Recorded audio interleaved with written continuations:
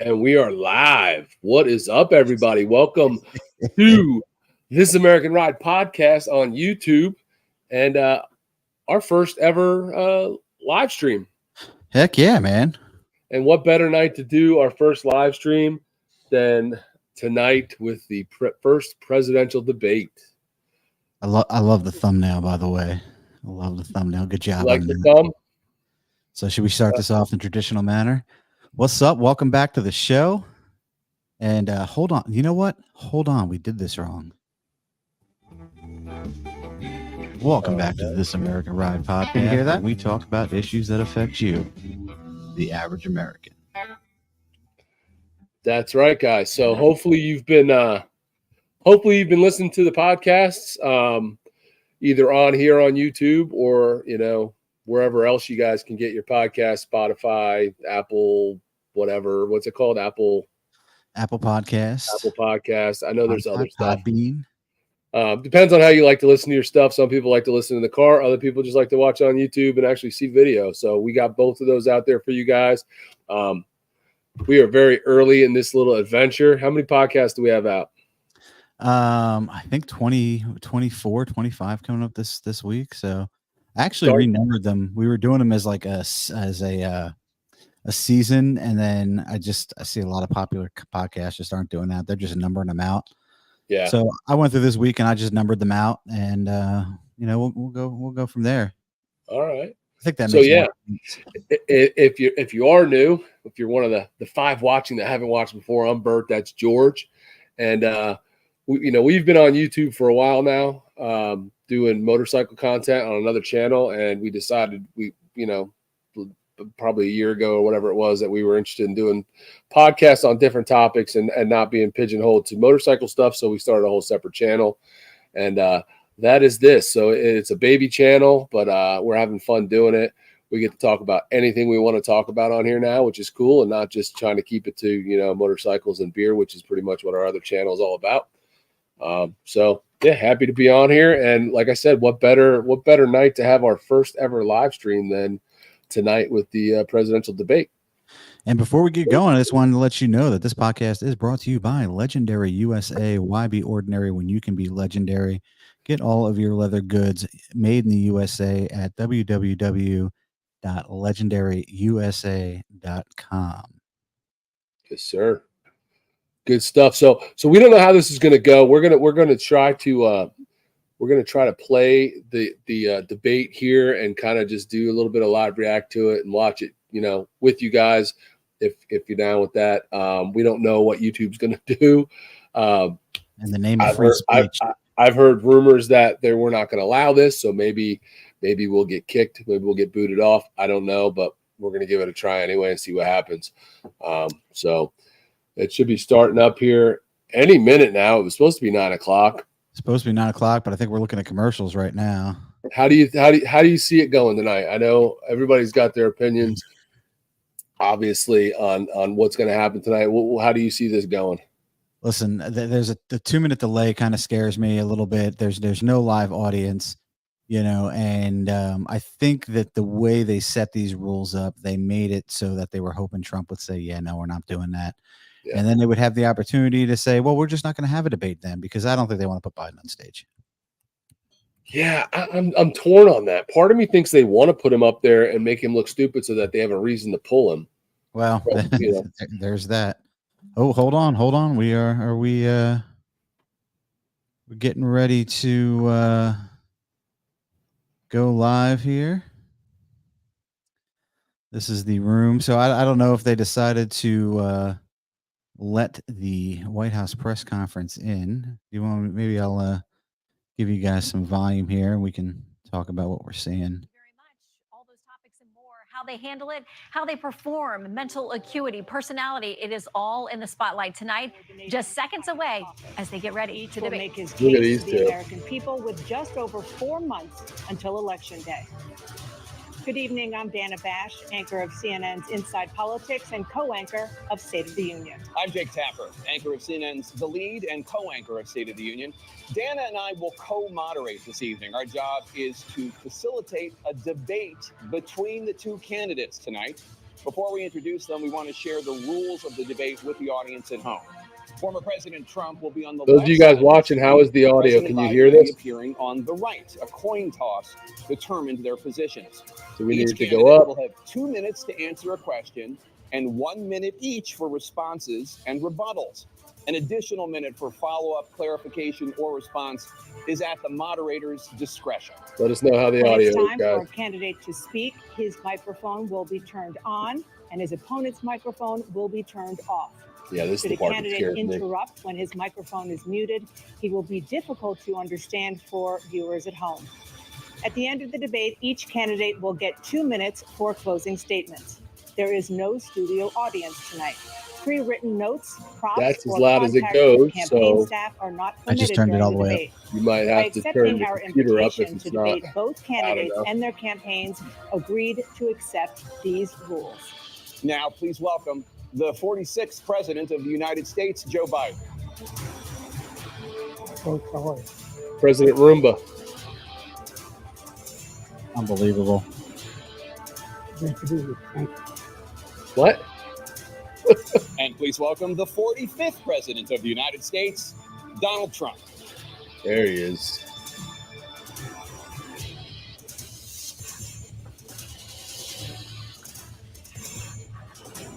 So Joe's going to stand, huh? Gentlemen, thanks so much for being here. Let's begin the debate, and let's start with the issue that voters consistently say is their top concern, the economy. President Biden, inflation has slowed, but prices remain high. Since you took office, the price of essentials has increased.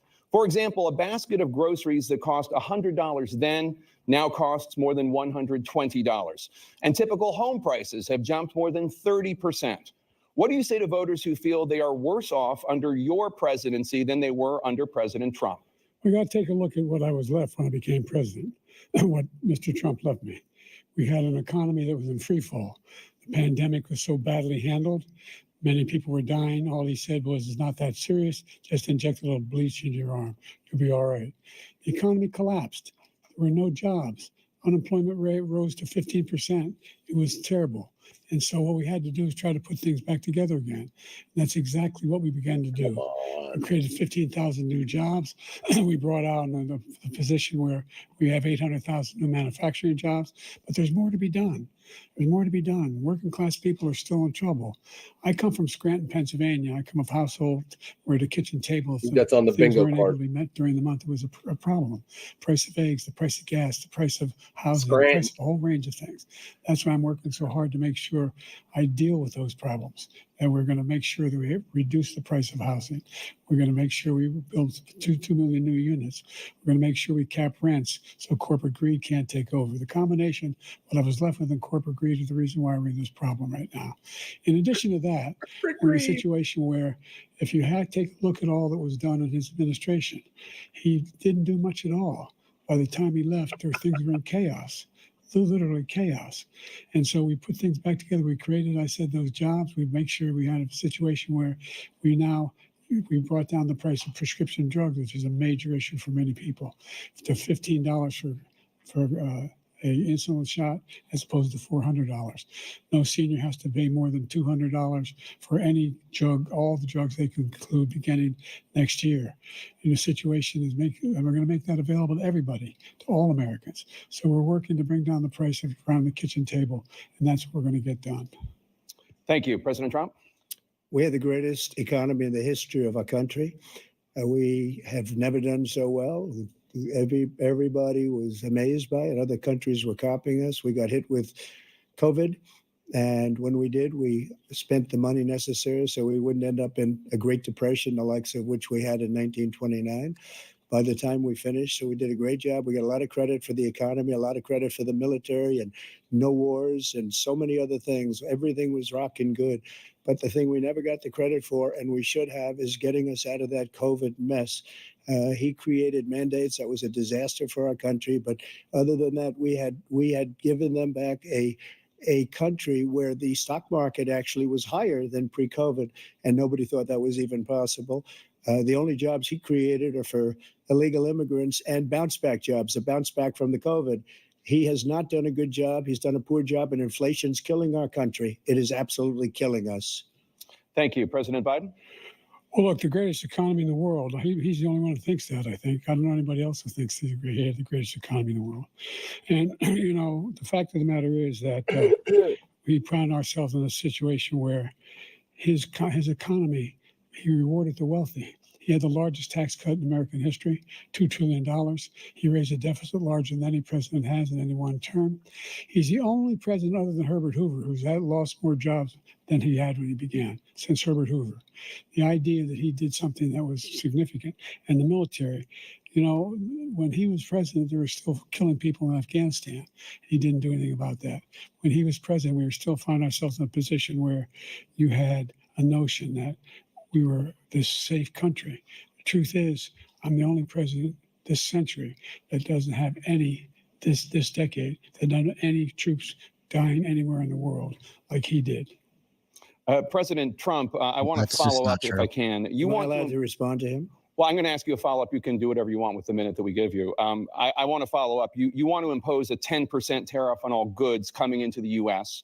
How will you ensure that that doesn't drive prices even higher? It's not going to drive them higher. It's just going to cause countries that have been ripping us off for years, like China and many others, in all fairness to China, it's going to just force them to pay us a lot of money, reduce our deficit tremendously, and give us a lot of power for other things. But he made a statement. The only thing he was right about is I gave you the largest tax cut in history. I also gave you the largest regulation cut in history. That's why we had all the jobs. And the jobs went down and then they bounced back. And he's taking credit for bounce back jobs. You can't do that. He also said he inherited 9% inflation. No, he inherited almost no inflation, and it stayed that way for 14 months.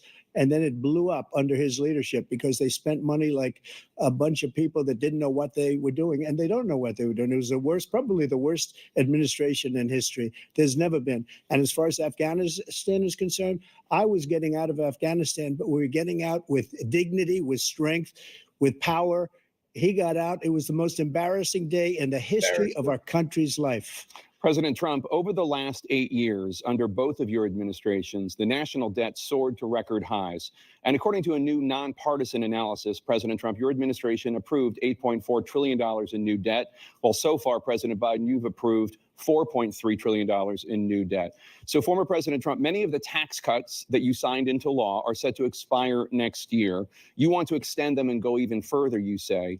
With the U.S. facing trillion-dollar deficits and record debt, why should top earners and corporations pay even less in taxes than they do now? Because the tax cuts spurred the greatest economy that we've ever seen just prior to COVID. And even after COVID, it was so strong that we were able to get through COVID much better than just about any other country.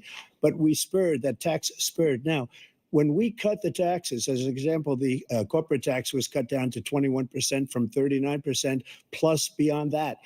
We took in more revenue with much less tax, and companies were bringing back trillions of dollars back into our country. The country was going like never before, and we were ready to start paying down debt. We were ready to start using the liquid gold right under our feet, the oil and gas right under our feet. We were going to have something that nobody else has had. We got hit with COVID. We did a lot to fix it. I gave him an unbelievable situation with all of the therapeutics and all of the things that we came up with. We gave him something great. Remember, more people died under his administration, even though we had largely fixed it. More people died under his administration than our administration, and we were right in the middle of it, something which a lot of people don't like to talk about. But he had far more people dying in his administration. He did the mandate, which is a disaster, mandating it. The vaccine went out. He did a mandate on the vaccine, which is the thing that people most objected to about the vaccine. And he did a very poor job, just a very poor job. And I will tell you, not only poor there, but throughout the entire world, we're no longer respected as a country. They don't respect our leadership. They don't respect the United States anymore. We're like a third world nation between weaponization of his election, trying to go after his political opponent. All of the things he's done, we've become like a third world nation. And it's a shame. The damage he's done to our country. And I'd love to ask him, and will, why he allowed millions of people to come in here from prisons, jails, and mental institutions to come into our country and destroy our country. President Trump, we will get to immigration later in this block. President Biden, I want to give you an opportunity to respond to this question about the national debt. He had the largest national debt of any president in a 4-year period, number one. Number two, you got $2 trillion tax cut benefited the very wealthy. Now, what I'm going to do is fix the tax system. For Benefited example, me. I'm not we have wealthy. 1,000 trillionaires in America. I mean, billionaires in America. And what's happening? They're in a situation where they, in fact, pay 8.2% in taxes. If they just paid 24%, 25%, either one of those numbers, they've raised $500 billion, I should say, in a 10-year period. Yeah, We'd be billion, able to million. wipe out his debt. We'd be able to help make sure that all those things Bold need to do, move, trying to throw out childcare, numbers. elder care, making That sure that we memory. continue to strengthen our healthcare system, making sure that we're able to make every single solitary person eligible for what I've been able to do with the with the COVID. With dealing with everything we have to do with. There we go. Look, You know the thing. we finally beat Medicare. Thank you, President Biden. President Trump? They cut him off when he was He did lost. beat Medicare. He beat it to death, and he's destroying Medicare Saving him. because all of these people are coming in. They're putting them on Medicare. They're putting them on Social Security. They're going to destroy Social Security. This man is going to single-handedly destroy Social Security. These millions and millions of people coming in, they're trying to put them on Social Security. He will wipe out Social Security. He will wipe out Medicare. So he was right in the way he finished that sentence. And it's a shame. What's happened to our country in the last 4 years is not to be believed. Foreign countries, I'm friends with a lot of people. They cannot believe what happened to the United States of America. We're no longer respected. They don't like us. We give them everything they want, and they think we're stupid. They think we're very stupid people. What we're doing for other countries, and they do nothing for us. What this man has done is absolutely criminal. Thank you, President Trump. Amen. Dana?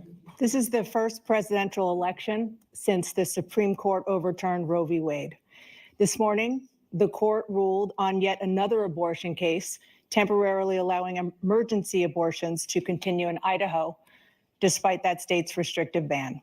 Former President Trump, you take credit for the decision to overturn Roe v. Wade, which returned the issue of abortion to the states. Correct. However, the federal government still plays a role in whether or not women have access to abortion pills. They're used in about 2/3 of all abortions. As president, would you block abortion medication? First of all, the Supreme Court just approved the abortion pill, and I agree with their decision to have done that, and I will not block it. And if you look at this whole question that you're asking, complex, but not really complex. 51 years ago, you had Roe v. Wade, and everybody wanted to get it back to the states. Everybody, without exception. Democrats, Republicans, liberals, conservatives, everybody wanted it back. Religious leaders. And what I did is I put 3 great Supreme Court justices on the court, and they happened to vote in favor of killing Roe v. Wade and moving it back to the states. This is something that everybody wanted. Now, 10 years ago or so, they started talking about how many weeks and how many this, and getting into other things. But every legal scholar throughout the world, the most respected, wanted it brought back to the states. I did that. Now the states are working it out. If you look at Ohio, it was a decision that was an end result that was a little bit more liberal than you would have thought. Kansas, I would say the same thing. Texas is different. Florida is different. But they're all making their own decisions right now. And right now, the states control it. That's the vote of the people. Like Ronald Reagan, I believe in the exceptions. I am a person that believes. And frankly, I think it's important to believe in the exceptions. Some people, you have to follow your heart. Some people don't believe in that. But I believe in the exceptions for rape, incest, and the life of the mother. I think it's very important. Some people don't. Follow your heart. But you have to get elected also. And because that has to do with other things. You got to get elected. The problem they have is they're radical because they will take the life of a child in the 8th month, the 9th month, and even after birth. After birth, if you look at the former governor of Virginia, he was willing to do this. He said, we'll put the baby aside and we'll determine what we do with the baby, meaning we'll kill the baby. What happened is we brought it back to the states, and the country is now coming together on this issue. It's been a great thing. Thank you. You President can't Biden? It's argue been a it. terrible thing, what Oh, you've done. God. The fact is that the vast majority of constitutional scholars supported Roe when it was decided. Supported Roe. And that's this idea that they're all against it is just ridiculous.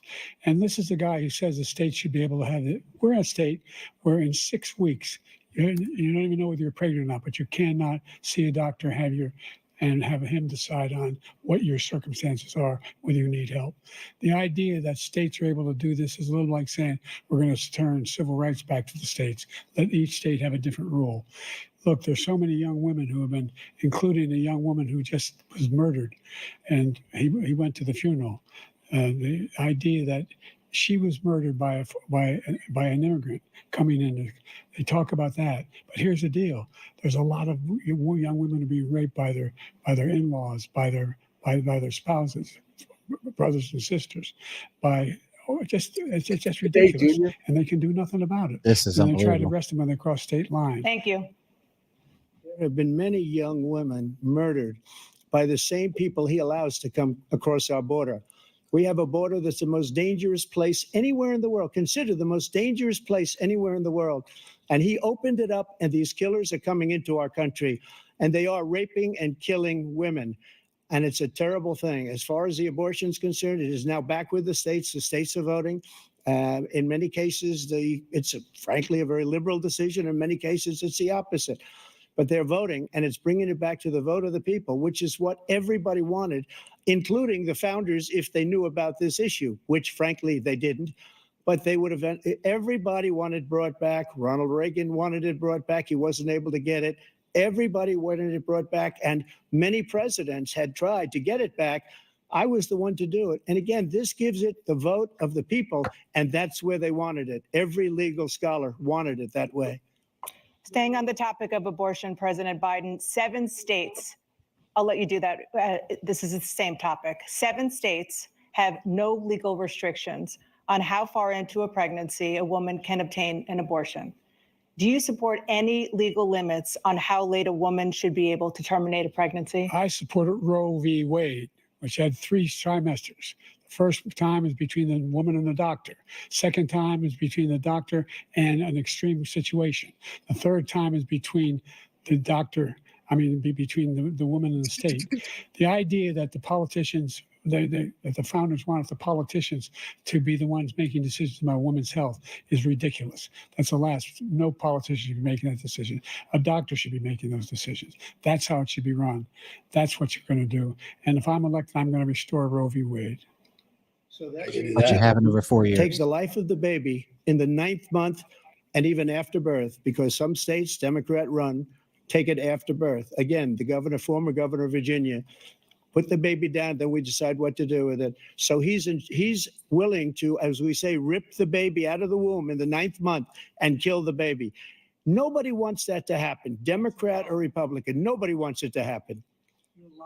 That is simply not true. I thought we were muting mics. Yeah, why does he get to respond like that? It's not the circumstance. Only if a woman's life is in danger, she's going to die. That's the only circumstance in which that can happen.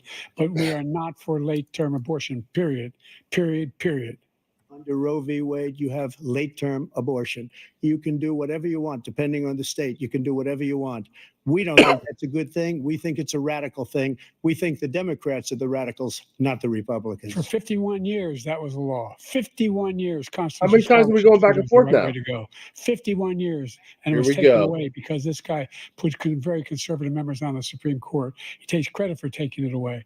What's he going to do? What's he going to do? In fact, if the MAGA Republicans, he gets elected and the MAGA Republicans control the Congress and they pass a universal ban on abortion, period, across the board at 6 weeks or 7 or 8 or 10 weeks. He's never expressed wanting to do that. Is he going to sign that bill? I'll veto it. He'll sign it.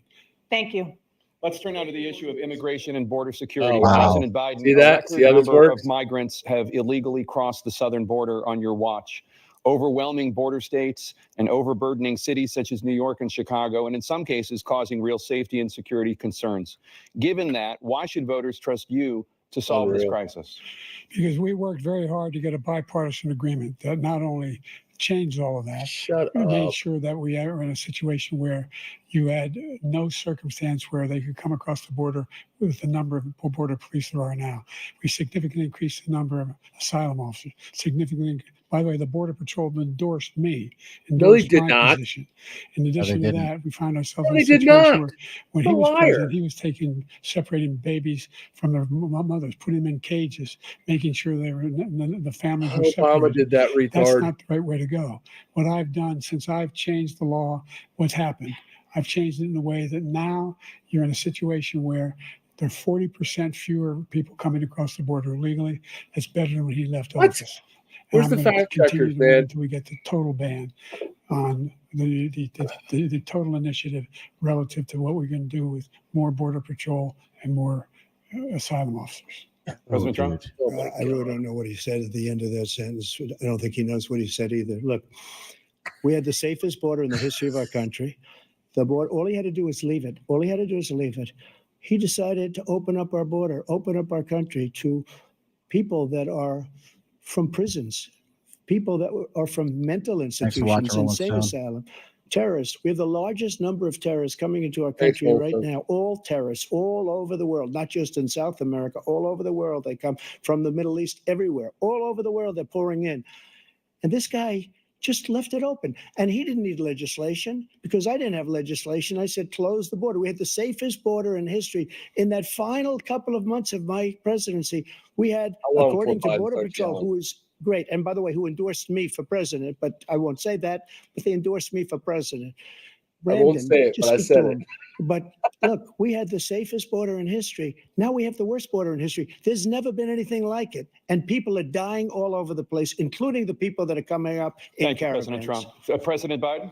The only terrorist who's done anything crossing the border is one who came along and killed three under his administration, killed an Al Qaeda person coming in. Oh, that's simply not true. Administration Caught 6 killed weeks ago. three American soldiers. That's the only terrorist that's there.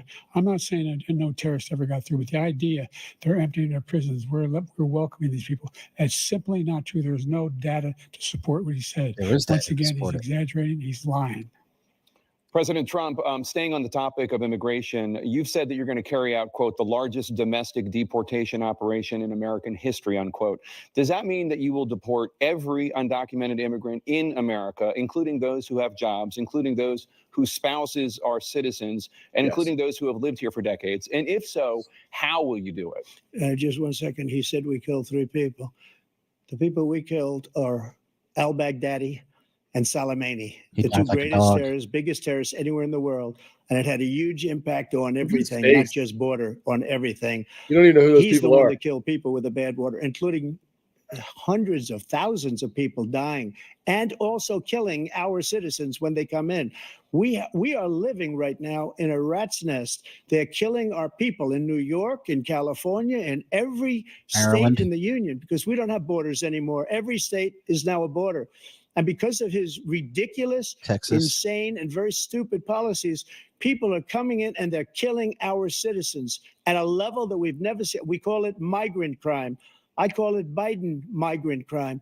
They're killing our citizens at a level that we've never seen before. And you're reading it like these 3 incredible young girls over the last few days. One of them, I just spoke to the mother, and they just had the funeral for this girl, 12 years old. This is horrible what's taken place. Answer the What's question, taken Donald. place in our country, we're literally I an don't even remember the uncivilized question. country now. He doesn't want it to be. He just David doesn't is know. Biden. He opened the borders. Nobody's ever seen anything like. And we have to get a lot of these people out, and we have to get them out fast because they're going to destroy our country. Just take a look at where they're living. They're living in luxury hotels in New York City and other places. Our veterans are on the street. They're dying because he doesn't care about our veterans. He doesn't care. He doesn't like the military at all. And he doesn't care about our veterans. Nobody been worse. I had the highest approval rating for veterans taking care of the VA. He has the worst. He's gotten rid of all the things that I approved, choice that I got through Congress, all of the different things I approved, they abandoned. We had by far the highest, and now it's down in less than half because he's done all these great things that we did. And I think he did it just because I approved it, which is crazy. But he has killed so many people at our border by Thank you, allowing President Trump. all of these people to come in. President And it's Biden? a very sad day in America. President Biden, you have the mic. Every single thing he said is a lie. Every single one. It's lie. It's lie. Veterans are a hell of a lot better off since I passed the PACT Act. 1 million of them now have insurance, and their families have it. Their families have it because what Why are you happened, looking at him? whether it was Agent Orange or burn pits, they're all being covered now. And he opposed Agent Orange and the burn group pits are opposed finally that. being covered. We're Thank also you. in a situation where we have great respect for veterans. My son spent a year in Iraq, living right next to one of those burn pits. Came back with stage 4 glioblastoma. I was recently in France for D-Day, and I spoke all about those. Surprised you remember that. Died. I went to the World War II cemetery, World War I cemetery he refused to go to. He was standing with his 4-star general, and he told me, he said, I don't want to go in there because they're a bunch of losers and suckers. My son was not a loser, was not a sucker. You're the sucker. You're the loser. President Trump? He's getting mad. First of all, that was a made-up quote, suckers and losers. They made it up. It was in a third-rate magazine that's failing, like many of these magazines. He made that up. He put it in commercials. We've notified him. We had 19 people that said I didn't say it. And think of this. Who would say I'm at a cemetery or I'm talking about our veterans? Because nobody's taken better care. I'm so glad this came up. And he brought it up. Rabbit hole. There's nobody that's taken better care of our soldiers than I have. To think that I would, in front of generals and others, say suckers and losers. We have 19 people that said it was never said by me. It was made up by him, just like Russia was made up, just like the 51 intelligence agents are made up, just like the new thing with the 16 economists are talking. It's the same thing. 51 intelligence agents said that the laptop was Russia disinformation. It wasn't. That came from his son, Hunter. It wasn't Russia disinformation. He made up the suckers and losers, so he should apologize to me right now. 4-star general standing to your side who was on your staff who said you said it, period. That's number one. And number two, the idea that I have to apologize to you for anything along the line. We've done more for veterans than any president has in American history. And they now are in their family. The only sacred obligation we have as a country is to care for our veterans when they come home and their families and equip them when they go to war. That's what we're doing. That's what the VA is doing now. They're doing more for veterans than ever before in our history. All right. Thank you so much. Let's move to the topic of foreign policy. Veterans in the I want side to chat. begin with Russia's war against Ukraine, which is now in its 3rd year.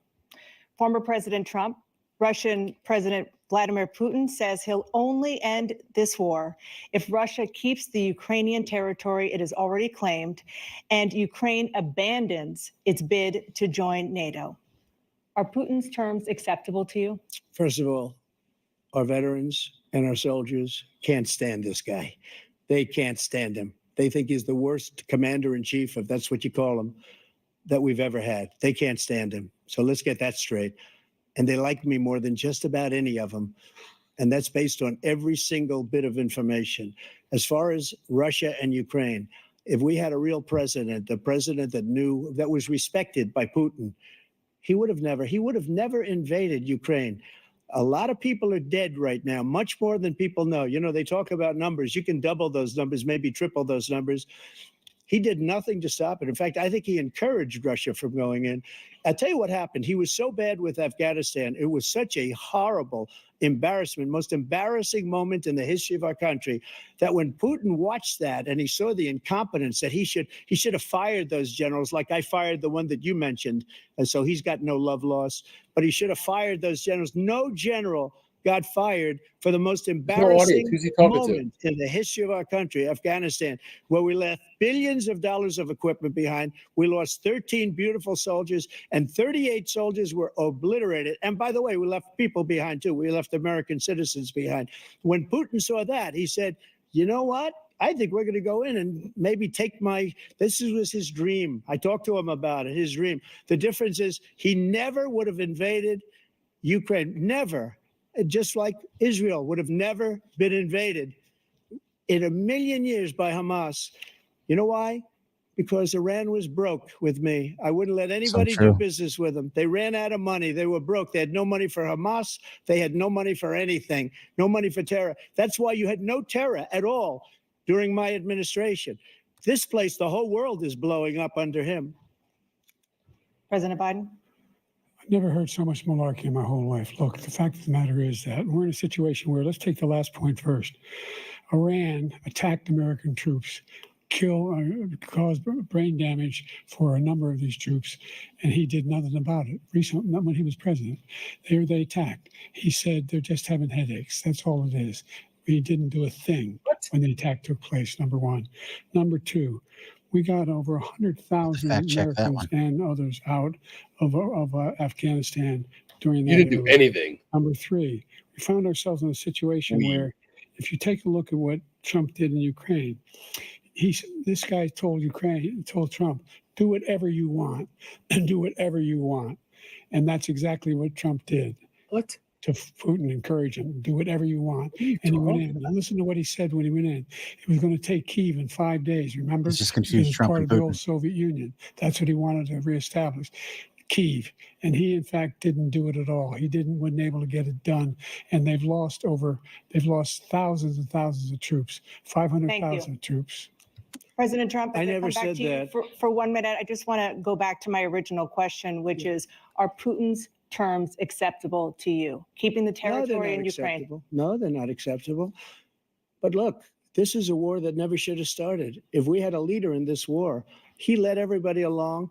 He's given $200 billion now or more to Ukraine. He's given $200 billion. That's a lot of money. I don't think there's ever been anything like it. Every time that Zelensky comes to this country, he walks away with $60 billion. He's the greatest salesman ever. Wait, did and I? I'm not knocking him. I'm not knocking anything. I'm only saying the money that we're spending on this war, and we shouldn't be spending, it should have never happened. I will have that war settled between Putin and Zelensky as president-elect before I take office on January 20th. I'll have that war settled.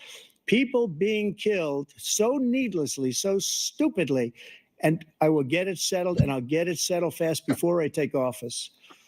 President Biden, you have a minute. The fact is that Putin is a war criminal. He's killed thousands and thousands of people. And he has made one thing clear. He wants to reestablish what was part of the Soviet Empire, not just a piece. He wants all of Ukraine. That's what he wants. And then you think he'll stop there? Do you think he'll stop when if he takes Ukraine?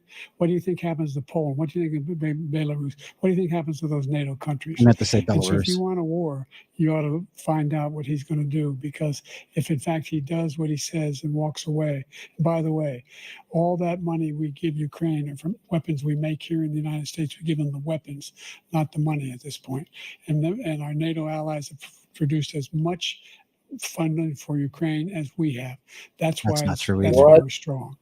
What? Thank you. Moving on to the Middle East. Blatant lies. In October, Hamas attacked Israel, killing more than 1,000 people and taking hundreds of hostages. Among those held and thought to still be alive are 5 Americans. Israel's response has killed thousands of Palestinians and created a humanitarian crisis in Gaza. President Biden, you've put forward a proposal to resolve this conflict, but so far Hamas has not released the remaining hostages, and Israel is continuing its military offensive in Gaza. So what additional leverage will you use to get Hamas and Israel to end the war? You have 2 minutes.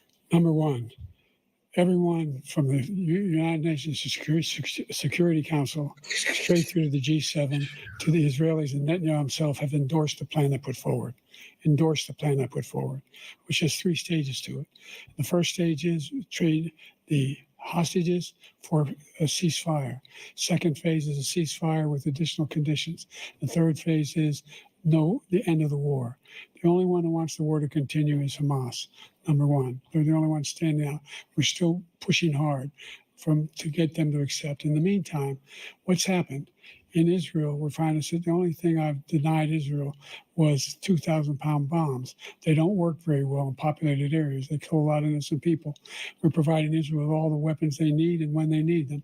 And by the way, I'm the guy that organized the world against Iran when they had a full-blown intercontinental ballistic missile attack on Israel. No one was hurt. No one Israeli was accidentally killed, and it just stopped. We saved Israel. We are the biggest producer of support for Israel of anyone in the world. And so there are 2 different things. Hamas cannot be allowed to be continued. We continue to send our experts and our intelligence people as to how they can get Hamas like we did bin Laden. You don't have to do it.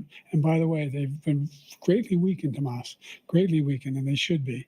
They should be eliminated. But you've got to be careful for what using certain weapons among population centers. Just going back to Ukraine for 1 second. We have an ocean separating us. The European nations together have spent 100 billion, or maybe more than that, less than us. Why doesn't he call them and say, you got to put up your money like I did with NATO? I got them to put up hundreds of billions of dollars. The Secretary General of NATO said Trump did the most incredible job I've ever seen. They wouldn't have any, they were going out of business. We were spending almost 100% of the money was paid by us. He didn't do that. He's getting all, you got to ask these people to put up the money. We're over $100 billion more spent, and it has a bigger impact on them because of location, because we have an ocean in between.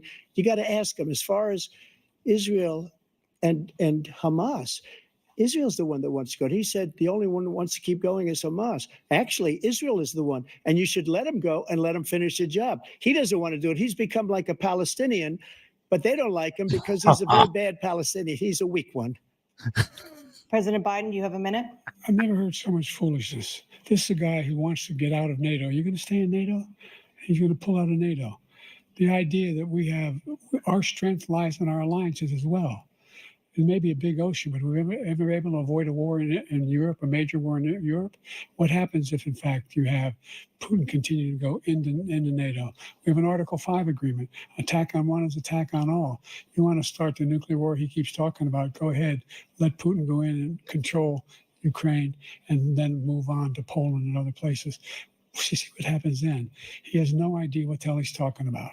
And by the way, I got 50 other nations around the world to support Ukraine, including Japan and South Korea, because they understand that this kind of dislocation has a serious threat to the whole world peace. No major war in Europe has ever been able to be contained just to Europe. President Trump, just to follow up, would you support the creation of an independent Palestinian state in order to achieve peace in the region? I'd have to see, but before we do that, the problem we have is that we spend all the money. So they kill us on trade. I made great trade deals with the European nations because if you add them up, they're about the same size economically. Their economy is about the same size as the United States. And they were no cars, they don't want anything that we have, but we're supposed to take their cars, their food, their everything, their agriculture. I changed that. But the big thing I changed is they don't want to pay. And the only reason that he can play games with NATO is because I got them to put up hundreds of billions of dollars. I said, and he's right about this, I said, no, I'm not going to support NATO if you don't pay. They asked me that question, would you guard us against Russia at a very secret meeting of the 28 states at that time, nations at that time. And they said, no, if you don't pay, I won't do that. And you know what happened? Billions and billions of dollars came flowing in the next day and the next months. But now we're in the same position. We're paying everybody's bills. Let's turn to the issue of democracy. Former President Trump, I want to ask you about January 6, 2021. After you rallied your supporters that day, some of them stormed the Capitol to stop the constitutionally mandated counting of electoral votes. As president, you swore an oath to, quote, preserve, protect, and defend, unquote, the Constitution. What do you say to voters who believe that you violated that oath through your actions and inaction on January 6th and worry that you'll do it again? Well, I don't think too many believe that. And let me tell you about January 6th. On January 6th, we had a great border. Nobody coming through, very few. On January 6th, we were energy independent. On January 6th, we had the lowest taxes ever. We had the lowest regulations ever. On January 6th, we were respected all over the world. All over the world, we were respected. And then he comes in, and we're now laughed at. We're like a bunch of stupid people. What happened to the United States' reputation under this man's leadership is horrible, including weaponization, which I'm sure at some point you'll be talking about, where he goes after his political opponent because he can't beat him fair and square. You have 80 seconds left. My question was, what do you say to those voters who believe that you violated your constitutional oath through your actions and inaction on January 6, 2021, and worry that you'll do it again? Well, I didn't say that to anybody. I said peacefully and patriotically. And Sure Nancy did. Pelosi, if you just watched the news from 2 days ago, on tape to her daughter, who's a documentary filmmaker, they say, but she's saying, oh, no, it's my responsibility. I was responsible for this because I offered her 10,000 soldiers or National Guard, and she turned them down. And the mayor of, in writing, by the way, the mayor in writing turned it down, the mayor of D.C. They turned it down. I offered 10,000 because I could see, I had virtually nothing to do. They asked me to go make a speech. I could see what was happening. Everybody was saying they're going to be there on January 6th. They're going to be there. And I said, you know what? There's a lot of people coming. You could feel it. You could feel it too, and you could feel it. And I said, they ought to have some National Guard or whatever. And I offered it to her. And she now admits that she turned it down. And it was the same day she was, I don't know, she can't be very happy with her daughter because it made her into a liar. She said, I take full responsibility for January 6th. President Biden? Look, he encouraged those folks to go up on Capitol Hill, number one. What? I sat in the dining room off the Oval Office. He sat there for 3 hours watching, begging, being begged by his vice president and a number of his colleagues on the Republican side as well to do something, to call for a stop, to end it. Instead, they talked about these people being patriots and great patrons of America. In fact, he says he'll now forgive them for what they've done. They've been convicted. He says he wants to commute their sentences. Some of them having their and trials. say that no, but he went to every single court in the nation. I don't know how many cases, scores of cases, including the Supreme Court, and they said, no, this guy is responsible for doing what was done. He did do a damn thing, and these people should be in jail, and they should be the ones who are being held accountable. And he wants to let them all out. And now he says if he loses again, such a whiner that he is, that there could be a bloodbath. Thank you, President Biden. President Trump? What they've done to some people that are so innocent, you ought to be ashamed of yourself. What you have done, how you've destroyed the lives of so many people when they ripped down Portland, when they ripped down many other cities. You go to Minnesota, Minneapolis, what they've done there with the fires all over the city. If I didn't bring in the National Guard, that city would have been destroyed. When you look at all of they took over big chunks of Seattle. I was all set to bring in the National Guard. They heard that, they saw them coming, and they left immediately. What he said about this whole subject is so off. Peacefully patriotic. One other thing, the Unselect Committee, which is basically two horrible Republicans that are all gone now, out of office, and Democrats, all Democrats, they destroyed and deleted all of the information they found because they found out we were right. We were right. And they deleted and destroyed all of the information. They should go to jail for that. If a Republican did that, they'd go to jail. Thank you, President Trump. President Biden, I want to give you a minute. The only person on this stage is a convicted felon is the man I'm looking at right now. And the fact of the matter is, what he's telling you is simply not 47 true. minutes to get that The in. fact is that Yeah, there it took was my minute. no effort on his part to stop what was going on up in Capitol Hill. And all those people, every one of those who were convicted, deserves to be convicted. The idea that they didn't kill somebody, just went in and broke down doors, broke the windows, occupied offices, turned over desks, turned them over statues. The idea that those people are patriots, come on. When I asked him the first two debates we had, first time around, I said, will you denounce the Proud Boys? He said, no, I'll tell them to stand by. The idea he's refusing, will you denounce these guys? Will you denounce the people we're talking about now? Will you denounce the people who attacked that Capitol? What are you going to do? I'm going to give you a minute, President Trump, for a follow-up question I have. After a jury convicted you of 34 felonies last month, you said if reelected, you would, quote, have every right to go after, unquote, your political opponents. You just talked about members of the Select Committee on January 6th going to jail. Your main political opponent is standing on stage with you tonight. Can you clarify exactly what it means about you feeling you have every right to go after your political opponents? Well, I said my retribution is going to be success. We're going to make this country successful again, because right now it's a failing nation. my retribution is going to be a success. But when he talks about a convicted felon, his son is a convicted felon at a very high level. His son is convicted, going to be convicted probably numerous other times. Should have been convicted before, but his Justice Department let the statute of limitations lapse on the most important things. But he could be a convicted felon as soon as he gets out of office. Joe could be a convicted felon with all of the things that he's done. He's done horrible things. All of the death caused at the border, telling the Ukrainian people that we're going to want $1 billion or you change the prosecutor. Otherwise, you're not getting $1 billion. If I ever said that, that's quid pro quo. That we're not going to do anything. We're not going to give you $1 billion unless you change your prosecutor having to do with the son. This man is a criminal. This man, you're lucky. You're lucky. I did nothing wrong. We'd have a system that was rigged and disgusting. I did nothing wrong. Thank you, President Trump. President Biden, you have said, I'm coming right to you, sir. You want to respond? Go ahead. I'll give you a minute to respond. Oh, okay. The idea that I did anything wrong relative to what you're talking about is outrageous. It's simply a lie, number one. Number two, the idea that you have a right to seek retribution against any American just because you're president is wrong. It's simply wrong. No president's ever spoken like that before. No president in our history has spoken like that before. Number three, the crimes that you are still charged with, and think of all the civil penalties you have. How many billions of dollars do you owe in civil penalties for molesting a woman in public, for doing a whole range of things? It wasn't his daughter. Having sex with a porn star on the night while your wife was pregnant. I mean, what are you talking about? You have the morals of an alley cat. Give you a minute, sir. I didn't have sex with a porn star, number one.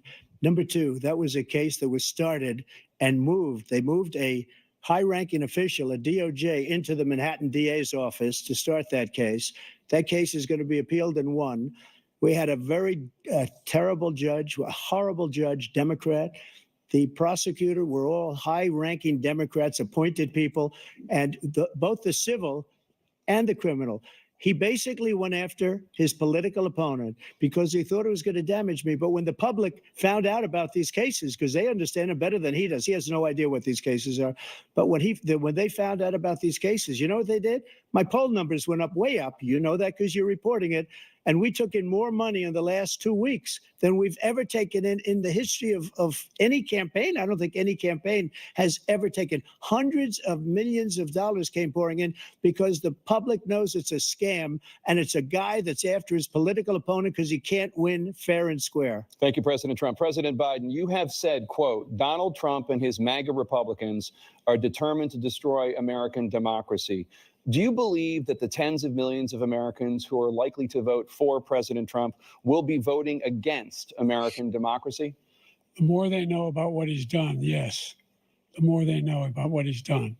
And there's a lot more coming. He's got a lot of cases down the road coming around. He's got a whole range of issues he has to face. I don't know what the juries will do, but I do know he has a real problem. And so the fact that, could you ever think you hear any president say that I'm going to seek retribution? Do you ever hear any presidents say that I thought Hitler had some good ideas? What got me involved to run in the first place after my son had died, I decided in Iraq, because of Iraq, I said I wasn't going to run again until I saw what happened in Charlottesville, Virginia. People coming out of the woods carrying swastikas on torches, and singing the same anti-Semitic bile they sang when back in Germany. What were they singing?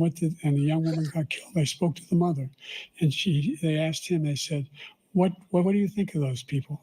The ones who got killed, the one who tried to stop it, and the ones," he said, "I think they're fine people on both sides." What American president would ever say Nazis coming out of fields carrying torches, singing the same anti-Semitic bile, carrying swastikas were fine people? This is a guy who says Hitler's done some good things. I'd like to know what they are. The good things Hitler's done, that's what he said. This guy has no sense of American democracy. President Trump. Jake, both of you know that story has been totally wiped out because when you see the sentence, it said 100% exoneration on this. So he just keeps it going. He says he ran because of Charlottesville. He didn't run because of Charlottesville. He ran because it was his last chance. He's not equipped to be president. You know it, and I know it. It's ridiculous. We have a debate. We're trying to justify his presidency. His presidency is, without question, the worst president, the worst presidency in the history of our country. We shouldn't be having a debate about it. There's nothing to debate. He made up the Charlottesville story, and you'll see it's debunked all over the place. Every reasonable anchor has debunked it. And just the other day, it came out where it was fully debunked. It's a nonsense story. He knows that, and he didn't run because of Charlottesville. He used that as an excuse to run. President Biden? And debunked. It happened. All you have to do is listen to what was said at the time. And the idea that somehow that's the only reason I ran because I was worried a guy like this guy could get elected. If he thought they were good people coming out of that forest, carrying those woods, carrying those What forest? then he didn't Sherwood Forest? Didn't deserve to be president at all. And the idea that he's talking about all this being fabricated, we saw with our own eyes. We saw what happened on January 6th. We saw the people breaking through the windows. We saw people occupying his own vice president. Look, there's a reason why 40 of his 44 top cabinet officers refused to endorse him this time. His vice president hasn't endorsed him this time. So why? Why? They know him well. They serve with him. Why are they not endorsing him? Thank you, President Biden. We're going to be right back with more from the CNN presidential debate. Commercial. Oh, let's mute this up for a hot minute. Holy crap, dude. I don't even know what he's saying. None of it makes sense. Well, it seems to be focused on like these little polarizing issues that I feel like at this point I can't remember if some of them are true or not true. But I mean, you know, for the Democrats to focus on the January 6th thing at this point, I mean, yeah, I know some of their core base obviously is, you know, The worst day in American history. yeah, but you According to know, them.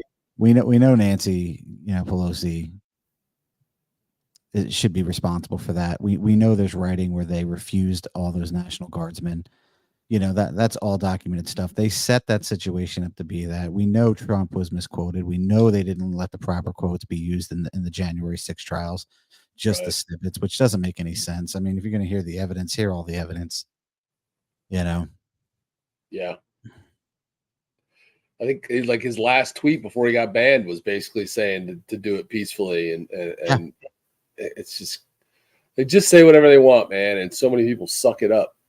They take part of a sentence, the whole Charlotte thing, like they took part of a sentence and tried to make it some horrible thing, and they just took it out of context.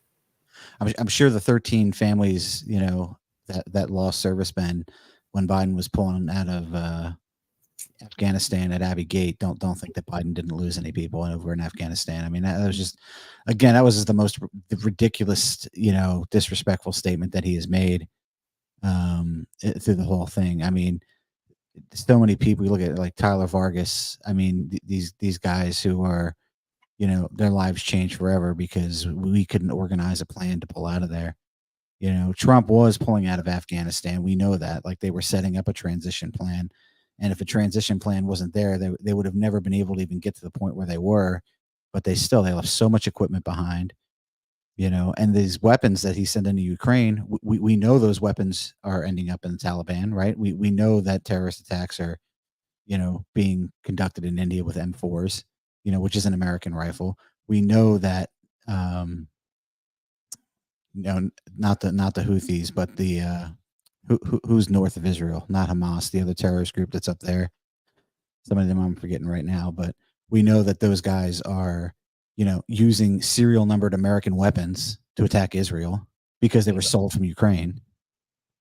So, I mean, whether you give them money in the form of weapons or you give them money in the form of money and cash doesn't really matter. Right.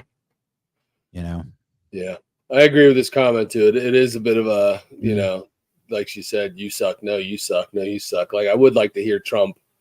I would like to hear him say what, like, specifically you're going to do to turn back some of these horrible mistakes that Biden's made. I guess the border is kind of border's the big one, right? But we know, like, he can just do what he did last time. He can just implement that same stuff again, and it worked. It was the best border we've had in ages. Just have to go back to what we were doing. But yeah, it would be nice to hear him. He does get caught up in his pissing match a little bit too much. He does. And it would be nice to hear him, like, just stick to, like, you know, policies But when was the last time we heard any presidents like actually talk about policies? Like they I never know do. Trump's a smart dude. He's got the opportunity here to kind of, not chase the rabbit. And I feel like he's chased the rabbit a couple times. All right, here we go. Yeah. We're coming back on here. So let's get this up. And you'd certainly face again in a second term. President Biden, while Black unemployment dropped to a record low under your presidency, Black families still earn far less than white families. Black mothers are still 3 times more likely to die from pregnancy-related causes, and Black Americans are imprisoned at 5 times the rate of white Americans. What do you say to Black voters who are disappointed that you haven't made more progress? They acknowledge they made a lot of progress, number one. The fact of the matter is there's more small Black businesses that have been started than any time in history.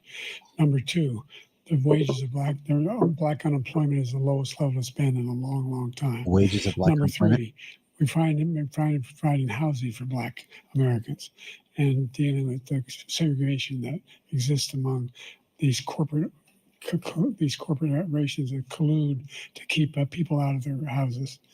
And in addition to that, we find that the impact on the choice that Black families have to make relative to childcare is incredibly difficult.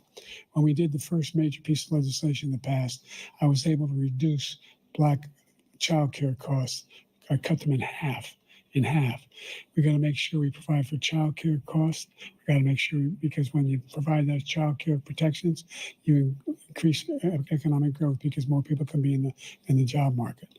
So there's more to be done, considerably more to be done. But we've done a great deal so far, and I'm not letting up, and they know it. You have 49 seconds left. What do you say to Black voters who are disappointed with the progress so far? I say I don't blame them for being disappointed. Inflation is still hurting them badly. For example, I provided for the idea that any Black family first-time home buyer should get a $10,000 tax credit to be able to buy their first home so they can get started. I made sure that we're in a situation where all those Black families and those Black individuals who provided had to take out student loans that were ballooning, that if they were engaged in nursing, doctor, and anything having to do with volunteerism, if they paid their bills for 10 years on their student debt, all the rest is forgiven after 10 years. Millions have benefited from that. And we're going to do a whole lot more for Black families. Thank you, President Trump. And he caused the inflation. He's blaming inflation, and he's right. It's been very bad. He caused the inflation, and it's killing Black families and Hispanic families and just about everybody. It's killing people. They can't buy groceries. My family. They can't. You look at the cost of food where it's doubled and tripled and quadrupled. They can't live. They're not living anymore. He caused this inflation. I gave him a country with essentially no inflation. It was perfect. It was so good. All he had to do is leave it alone. He destroyed it with his Green New scam and all this money that's being thrown out the window. He caused inflation.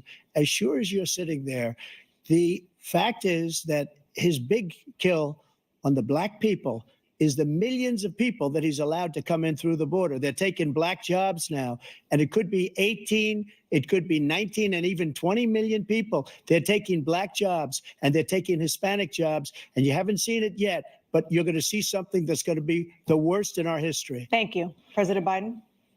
There was no inflation when I became president. You know why? The economy was flat on its back. 15% unemployment. He decimated the economy, absolutely decimated the economy. That's why there was no inflation. It was a At pandemic. the time. There were no jobs. We provided That they created millions of jobs to blame him.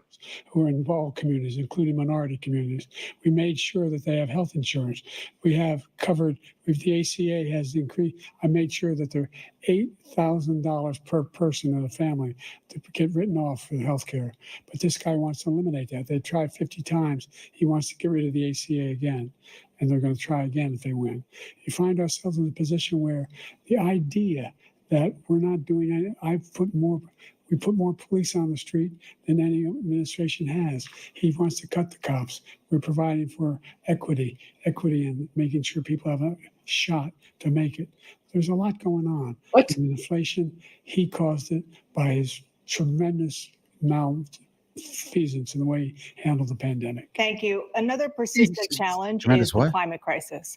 Feasance. 2023 was the hottest year in recorded history, and communities across the country are confronting the devastating effects of extreme heat, intensifying wildfires, stronger hurricanes, and rising sea levels. Former President Trump, you've vowed to end your opponent's climate initiatives, but will you take any action as president to slow the climate crisis? Let me just go back to what he said about the police, how close the police are to him. Almost every police group in the nation from every state is supporting Donald J. Trump. Almost every police group. And what he's done to the black population is horrible, including the fact that for 10 years he called them super predators. We can't, in the 1990s, we can't forget that. Super predators was He his did do name. that. And he called it to them for 10, and they've taken great offense at it. And now they see it happening.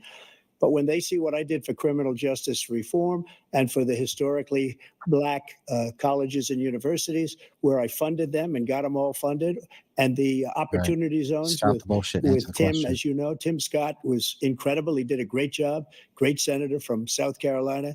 He came to me with the idea, and it was a great idea. It's one of the most successful economic development acts ever in the country, opportunity zones. And the biggest beneficiary are blacks. And that's why we have the best numbers with them in maybe ever. They're saying ever. I read this morning where ever, the best numbers. He's lost much of the black population because he's done a horrible job for black people. He's also done a horrible job for Hispanics. But wait till you see these millions of people pouring into our country, and they're going to take the jobs. And it's already started, and you haven't seen anything yet. It's a disaster. You've 38 seconds left. President Trump, will you take any action as president to slow the climate crisis? So I want absolutely immaculate clean water, and I want absolutely clean air. And we had it. We had H2O. We had the best numbers ever. And we were using all forms of energy, all forms, everything. And yet, during my 4 years, I had the best environmental numbers ever. And my top environmental people gave me that statistic just before I walked on the stage, actually. I don't know where the hell he's been. The idea that anything he said is true. I passed the most extensive climate change legislation in history. We find ourselves, and by the way, black colleges.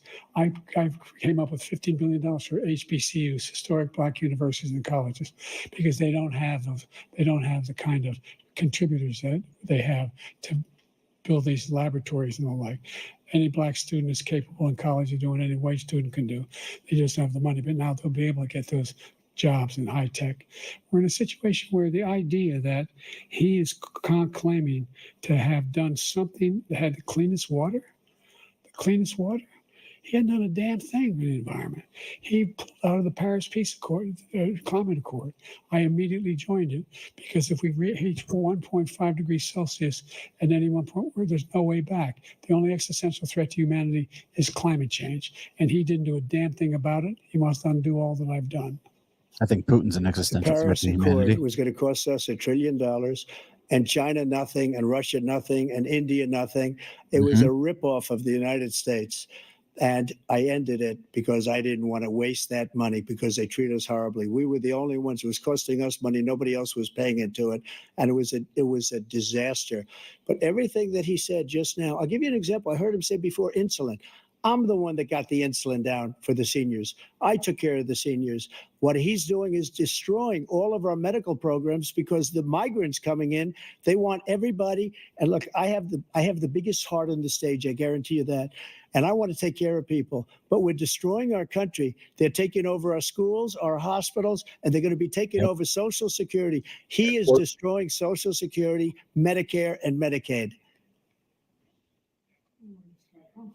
The idea is that we, in fact, we were the only ones of consequence who we're not members of the Paris Accord. How can we do anything? We're not able to, the United States can't get its pollution under control. One of the largest polluters in the world, number one. Not We're even making close. significant progress. By 2035, we will have cut pollution in half. We have made significant progress, and we're continuing to make progress. We set up a climate corps for thousands of young people will learn how to deal with climate, just like the Peace Corps.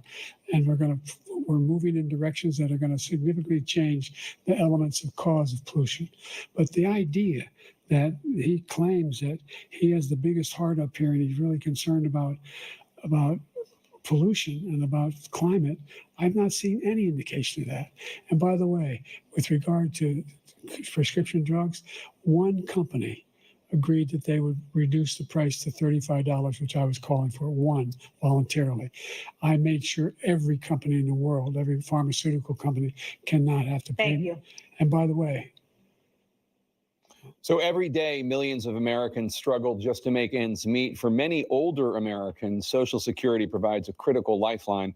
President Biden, if nothing is done to Social Security, seniors will see their benefits cut in just over 10 years.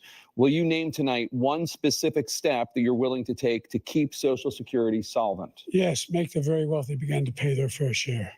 Right now, everybody making God. under $170,000 pays 6% of their income, of their paycheck, every single time they get a paycheck from the time the first one they get when they're 18 years old.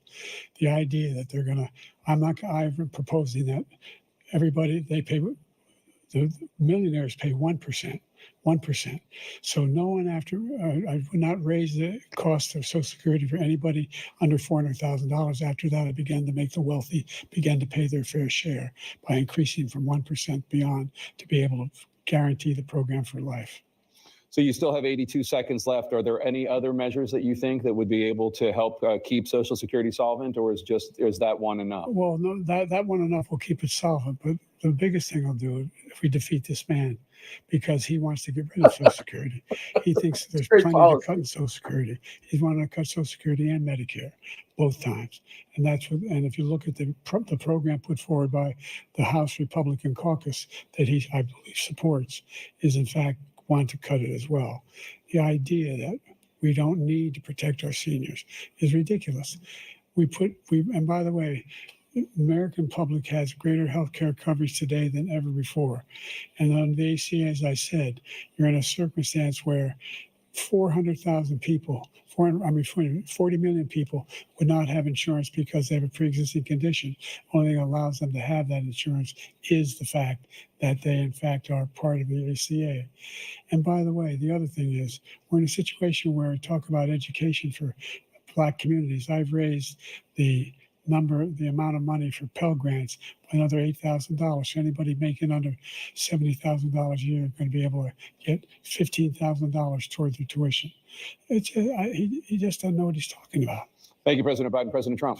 So I've dealt with politicians all my life. I've been on this side of the equation for the last 8 years. I've never seen anybody lie like this guy. He lies. I've never seen it. He could look you in the face. About so many other things too. And we mentioned the laptop. We mentioned Russia, Ukraine. Everything he does is a lie. It's misinformation and disinformation.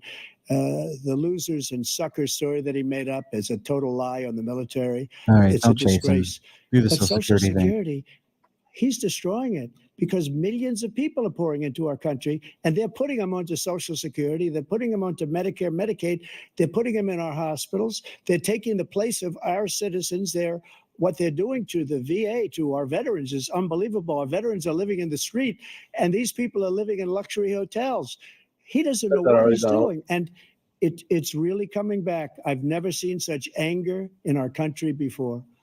President Biden. The idea that veterans are not being taken care of, I told you before. And by the way, when I said suckers and losers, he acknowledged after that he fired that general.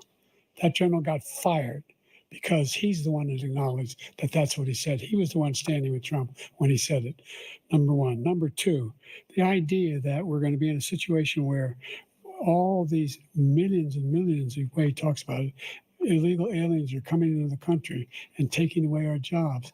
There's a reason why we have the fastest growing economy in the world, the reason why we have the most successful economy in the world. We're doing better than any other nation in the world.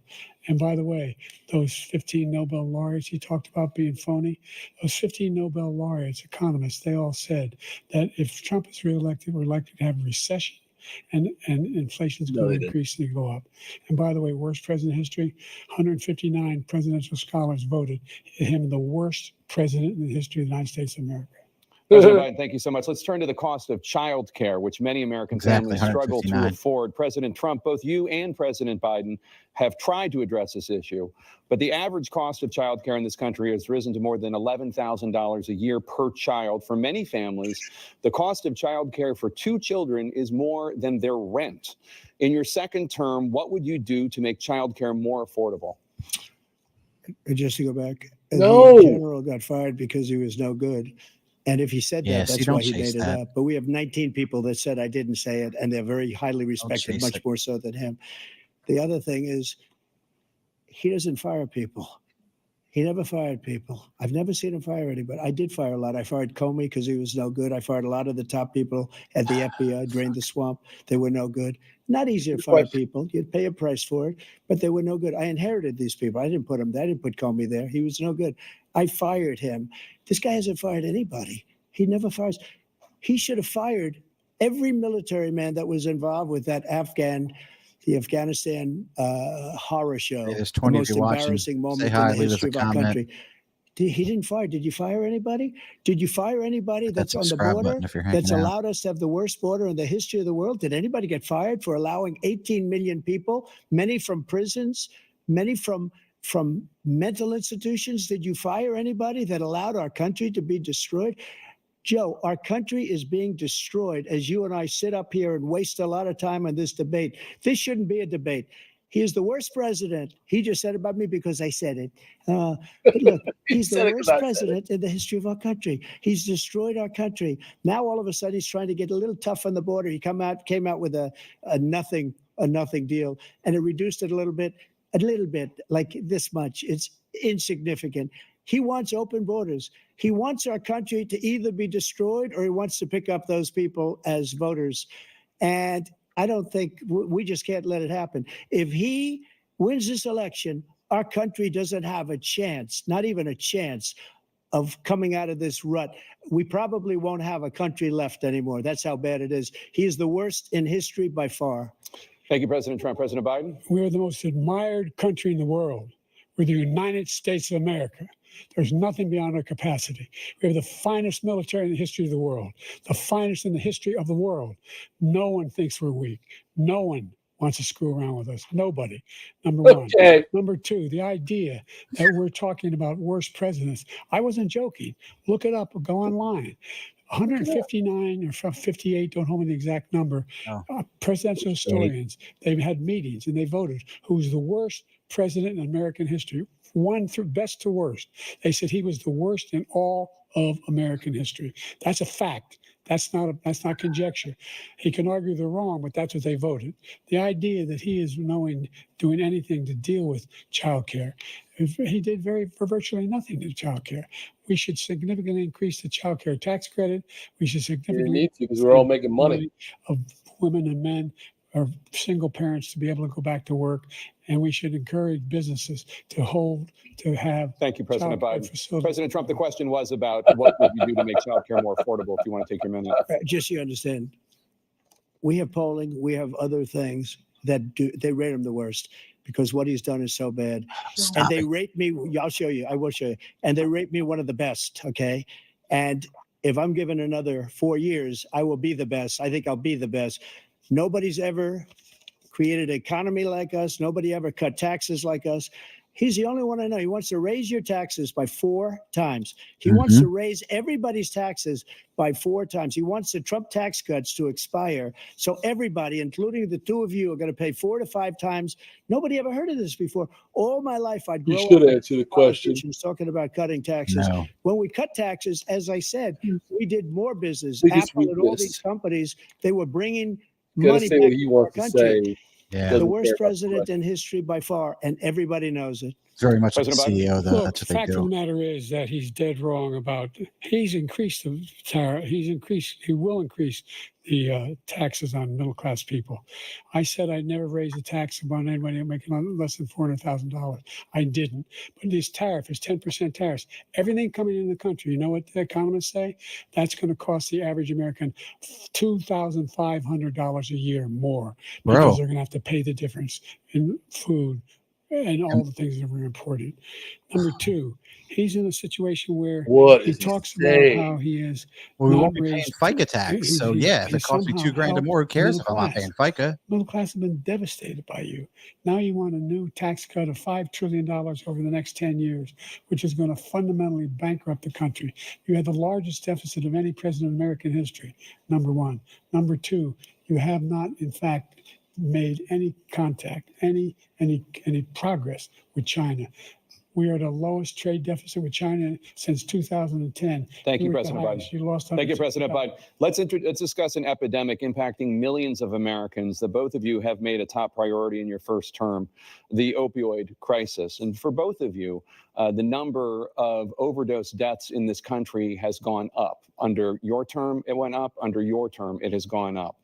Former President Trump, 100%. despite the efforts that both of you have made, more than 100,000 Americans are dying from overdoses every year, primarily from fentanyl and other opioids. What will you do to help Americans right now in the throes of addiction who are struggling to get the treatment they need? To finish up, No. we now have the largest deficit in the history of our country under this guy. We have the largest deficit with China. He gets paid by China. He's a Manchurian candidate. He gets money from China. He's a Manchurian So I think candidate. he's afraid to deal with them or something. But do you notice he never took out my tariffs because we bring in so much money with the tariffs that I imposed on China. He never took them away. He can't because it's too much money. It's tremendous. And we saved our steel industries, and there was more to come, but he hasn't done that. But he hasn't cut the tariffs because he can't, because it's too much money. But he's got the largest deficit in the history of our country, and he's got the worst situation with China. China's going to own us if you keep allowing them to do what they're doing to us as a country. They are killing us as a country, Joe, and you can't let that happen. You're destroying our country. So, President Trump, you have 67 seconds left. The question was, what are you going to do to help Americans in the throes of addiction right now who are struggling to get the treatment they need? Jake, we were doing very well at addiction until the COVID came along. We had the 2.5, almost 3 years of like nobody's ever had before, any country in every way. And then we had to get tough. Tell me to And shut the border. the drugs pouring across the border it started to increase. We got great equipment. We bought the certain dog that's the most incredible thing that you've ever seen, the way they can spot it. We did a lot, and we were getting very low numbers, very, very low numbers. Then he came along. The numbers, have you seen the numbers now? It's not only the 18 million people that I believe is even low because the gotaways, they don't even talk about gotaways. But the numbers of the amount of drugs and human trafficking in women coming across our border, the worst thing I've ever seen, at numbers that nobody's ever seen under him because the border's so bad. But the number of drugs coming across our border now is the largest we've ever had by far. President Trump, thank you. President Biden? Fentanyl and the byproducts of fentanyl went down for a while. And I wanted to make sure we use the machinery that can detect fentanyl, these big machines that roll over everything that comes across the border. And it costs a lot of money. That was part of this deal we put together, this bipartisan deal. More fentanyl machines, more be able to detect drugs. How does he not blink? More numbers of What drug makes you agents, not more blink? numbers of Adderall. all the people at the border. And when we had that Literally deal doesn't done, blink. he called his Republican colleagues, said, "Don't do it. It's going to hurt me politically." No, he never argued it's not a good bill. It's a really good bill. We need those machines. We need those machines. And we're coming down very hard in every country in Asia in terms of precursors for fentanyl. And Mexico is working with us to make sure they don't have the technology to be able to put it together. That's what we have to do. We need those machines. Thank you, President Biden. President Trump, and again, the question is about Americans in the throes of addiction right now struggling to get the treatment they need. Well, this does pertain to it. He ended Remain in Mexico. He ended catch and release. I made it catch and release in Mexico, not catch and release here. We had so many things that we had done, hard negotiations with Mexico, and I got it all for nothing. It's just like when you have a hostage. We always pay $6 billion for a hostage. Every time we say it's a hostage. Now we have a hostage, a Wall Street Journal reporter, I think a good guy. And he's over there because Putin is laughing at this guy, probably asking for billions of dollars for the reporter. I will have him out very quickly as soon as I take office. Before I take office, I said by literally as soon as I win the election, I will have that reporter out. He should have had him out a long time ago, but Putin's probably asking for billions and billions of dollars because this guy pays it every time. We had 2 cases where we paid $6 billion for 5 people. I got 58 people out, and I paid essentially nothing. Thank you, President Trump. Dana? Let's turn to concerns that voters have about each of you. President Biden, you would be 86 at the end of your second term. How do you address concerns about your capability to handle the toughest job in the world well into your 80s? Well, first of all, I spent half my career being criticized being the youngest person in politics. I was the second youngest person ever elected to the United States Senate, and now I'm the oldest. This guy's 3 years younger and a lot less competent. I think that just look at the record. Look what I've done. Look how I've turned around the horrible situation he left me. As I said, 15 million new jobs, 800,000 manufacturing jobs, more investment in America, over billions of dollars in private investment in enterprises. We are growing. By the way, we brought off a lot of people. Well, the whole idea of computer chips. We used to have 40% of the market. We invented those chips, and we lost it because he was sending people to find the cheapest jobs overseas and then bring home a product. So I went to South Korea. I convinced Samsung to invest billions of dollars here in the United States. And guess what? Those fabs, they call them, to build these chips, those fabs pay over $100,000. You don't need a college degree for them. And there's billions, about $40 billion already being invested and being built right now in the United States, creating significant jobs for Americans from all over the world. President Biden, you have 40 seconds left. Would you like to add anything? Yeah, I would. The idea that somehow we are this failing country. I never heard a president talk like this before. We're the envy of the world. Name me a single major country president who wouldn't trade places with the United States of America for all our problems and all our opportunities. We're the most progressive country in the world in getting things done. We're the strongest country in the world. We're a country in the world who keeps our word, and everybody trusts us. All of our allies and those who he coddles up to, from Kim Jong-un, who he sends love letters to, and Putin, etc. They don't want to screw around with us. Thank you. Former President Trump, to follow up, you would be 82 at the end of your second term. What do you say to voters who have concerns about your capabilities to serve? Well, I took 2 tests, cognitive tests. I aced them, both of them, as you know. We made it public. He took none. I'd like to see him take one, just one, a real easy one. Like go through the first 5 questions. He couldn't do it. But I took 2 cognitive tests. I took physical exams every year. And, we knock on wood wherever we may have wood, that I'm in very good health. I just won 2 club championships, not even senior, 2 regular club championships. To do that, you have to be quite smart, and you have to be able to hit the ball a long way. And I do it. He doesn't do it. He can't hit a ball 50 yards. He challenged me to a golf match. Can't ride a bike. Hit a ball 50 yards. I think I'm in very good shape. I feel that I'm as in good a shape as I was 25, 30 years ago. Actually, I'm probably a little bit lighter, but I'm in as good a shape as I was years ago. I feel very good. I feel the same. But I was willing to take a cognitive test. And you know what? If I didn't do well, I aced him. Dr. Ronnie Jackson, who's a great guy when he was White House doctor. And then I took another one, a similar one. And one of them said they've never seen anybody ace him. Thank you. President Biden? You can see he is 6'5" and only 223 pounds, or 235 pounds. Well, you said 6'4", 200. Well, anyway, that's what anyway, just take a look at what he says he is and take a look at what he is. Look, I'd be happy to have a driving contest with him. The reason I got my handicap, which when I was vice president, down to a 6. On that too. But by the way, I told you before, I'm happy to play golf if you carry your own bag. Think you can do it? That's the biggest lie. He's a 6 handicap of all. I was at 8 handicap. Yeah. What are we doing here right now? What are we doing? We're arguing about golf game. What are we doing? Okay, let's not act like children. President Trump, we're going to 20 go was Let's great. not act like children. You to are a a child. specific concern that voters have about you. Will you pledge tonight that once all legal challenges have been exhausted, that you will accept the results of this election, regardless of who wins, and you will say right now that political violence in any form is unacceptable? Well, I shouldn't have to say that, but of course I believe that. It's totally unacceptable. And if you would see my statements that I made on Twitter at the time, and also my statement that I made in the Rose Garden, you would say it's one of the strongest statements you've ever seen. In addition to the speech I made in front of, I believe, the largest crowd I've ever spoken to. And I will tell you, nobody ever talks about that. They talk about a relatively small number of people that went to the Capitol, and in many cases were ushered in by the police. And as Nancy Pelosi said, it was her responsibility, not mine. She said that loud and clear. But the answer is, if the election is fair, free, and I want that more than anybody. And I'll tell you something.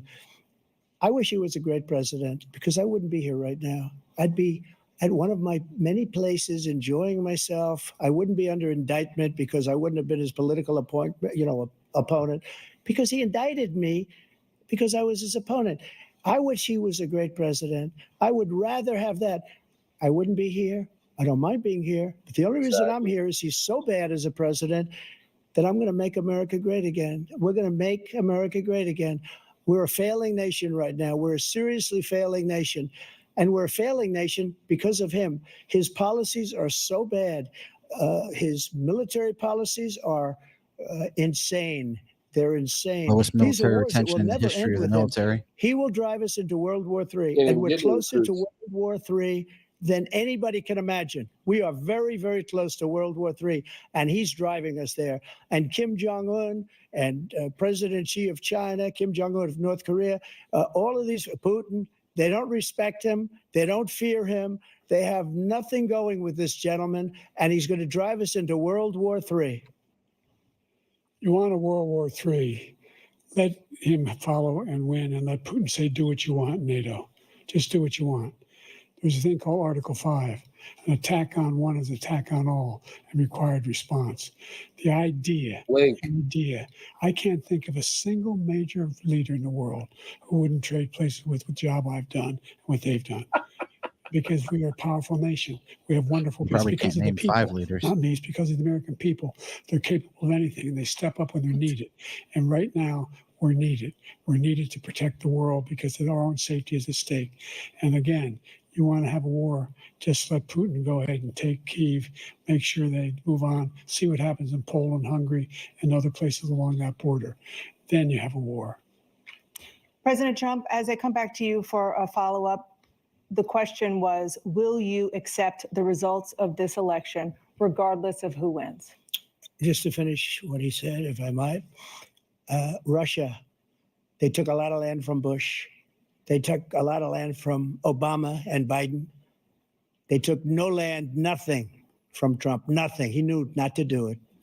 He's not going to play games with me. He knew that. I got along with him very well, but he knew not to play games. He took nothing from me.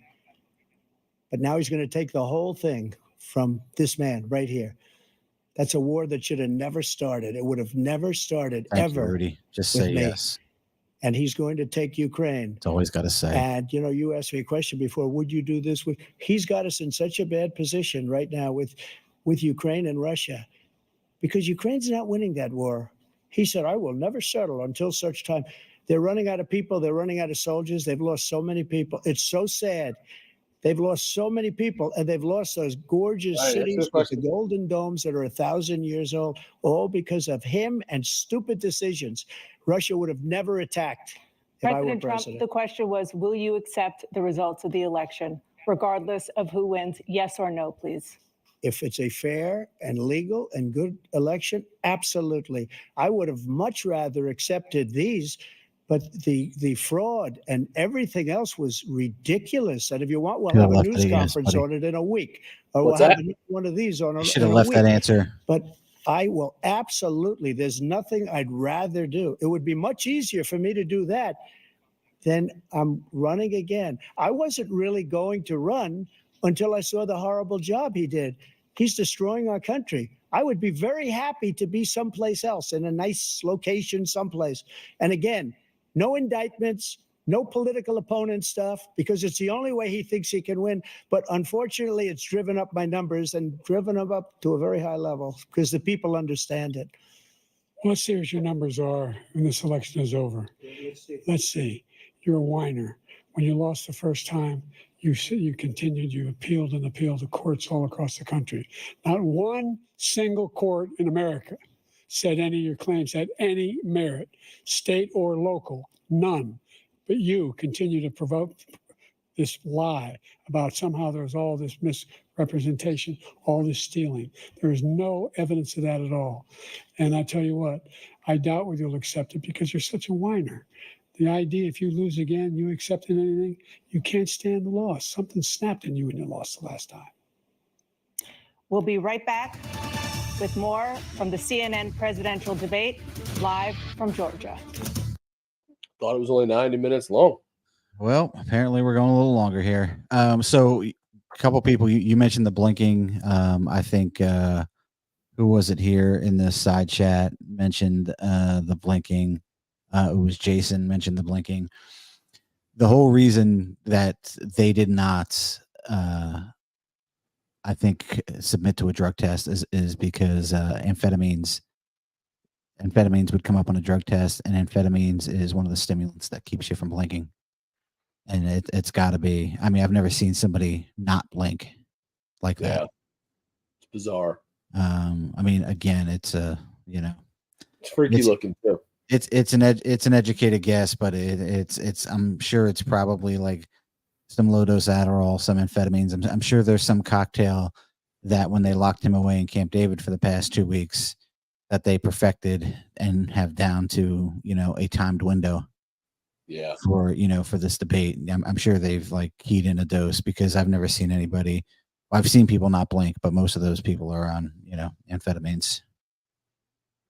Yeah. So I wish you would just answer the question. No, I don't know what you have to say about that. I mean, that's from a Trump side anyway.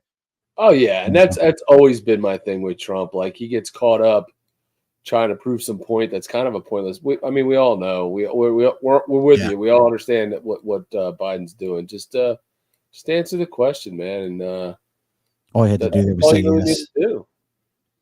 Yep. And he could have just left it as if it's a legal and fair and election, then yes. Yep. And then be done with it. But I mean, we know the 2020 election was. Problem is they can't have him on this cocktail every day for the next 4 years. So he's losing his mind, man.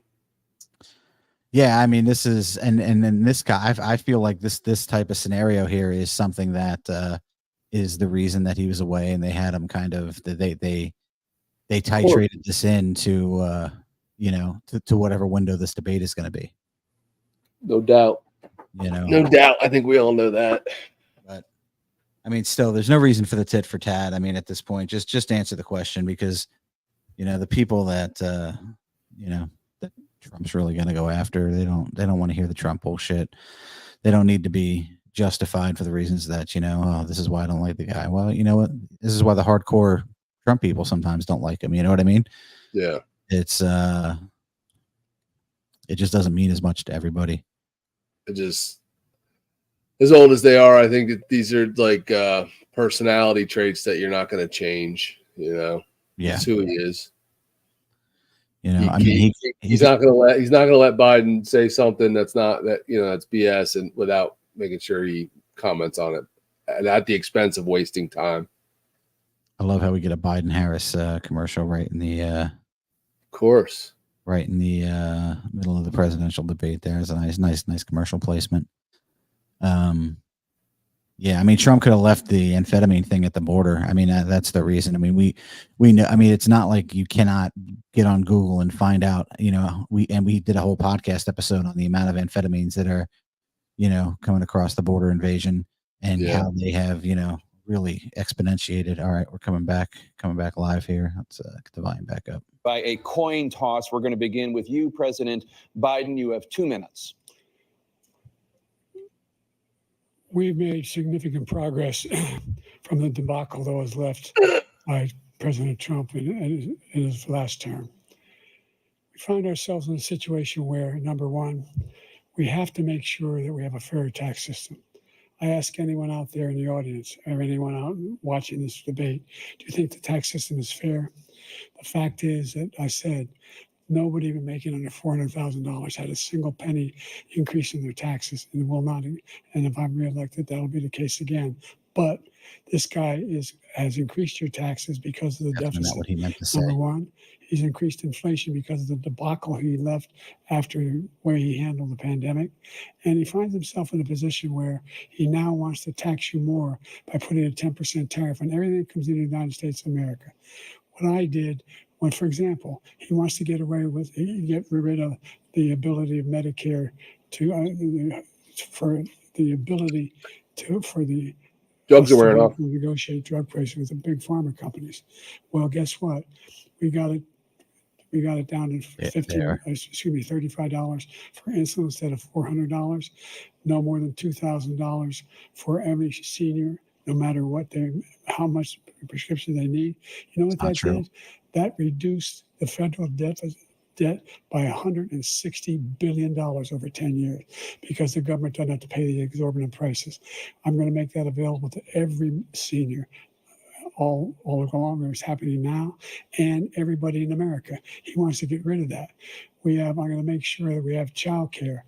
We're going to significantly increase the credits people have for child care. I'm going to make sure we do something about what we're doing on lead pipes and all the things that are causing health problems for people across the country. We're going to continue to fight to bring down inflation and give people a break. Thank you, President Biden. President Trump, you now have 2 minutes for your closing statement. Like so many politicians, this man is just a complainer. He said, we want to do this, we want to do that, we want to get rid of this tax, that tax, but he doesn't do anything. All he does is make our country unsafe by allowing millions and millions of people to pour in. Our military doesn't respect him. We look like fools in Afghanistan. We didn't stop Israel. It was such a horrible thing that would have never happened. It should have never happened. Iran was broke. Anybody that did business with Iran, including China, they couldn't do business with the United States. They all passed. Iran was broke. They had no money for Hamas or Hezbollah, for terror, no money whatsoever. Again, Ukraine should have never happened. He talks about all this stuff, but he didn't do it. For 3.5 years, we're living in hell. We have the Palestinians and we have everybody else rioting all over the place. You talk about Charlottesville. This is 100 times Charlottesville, 1,000 times. The whole country is exploding because of you, because they don't respect you, and they have to respect their president, and they don't respect you throughout the world. What we did was incredible. We rebuilt the military. We got the largest tax cut in history, the largest regulation cut in history. The reason he's got jobs is because I cut the regulations that gave jobs, but he's putting a lot of those regulations back on. All of the things that we've done, nobody's never seen anything like, even from a medical standpoint, right to try, where we can try space-age materials instead of going to Asia or going to Europe and trying to get when you're terminally ill. Now you can go and you can get something. You sign a document. They've been trying to get it for 42 years.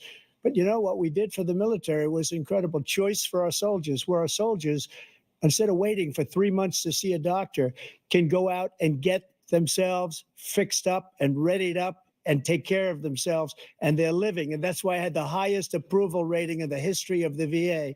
So all of these things, we're in a failing nation, but it's not going to be failing anymore. We're going to make it great again. Thank you, former President Trump, President Biden. Stay with us because we have full analysis of this debate. Anderson Cooper and Aaron Burnett starts now on CNN. Boo-boo. And there you have it, the first debate between President Joe Biden and former President Donald Trump now in the books. You are looking now there at the spin room. That's where surrogates and campaigns will head next to continue this conversation. All right, man. Yeah, so I will say I did think for the most part the two clowns moderating weren't terrible. Questions were fair. I don't think any of the questions were crazy. And for the most part, you know, they even cut Biden off a few times when he was going longer than he should. So I give him credit for that because I didn't expect that. I feel like they went back to Biden for responses more than they went back to Trump for responses.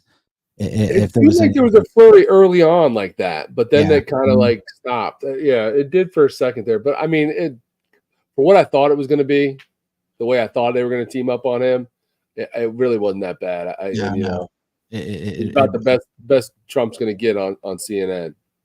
Yeah, I think so, and it's you know, I mean, again, I think it should speak volumes to the fact that, you know, the Biden campaign would not submit to a drug test.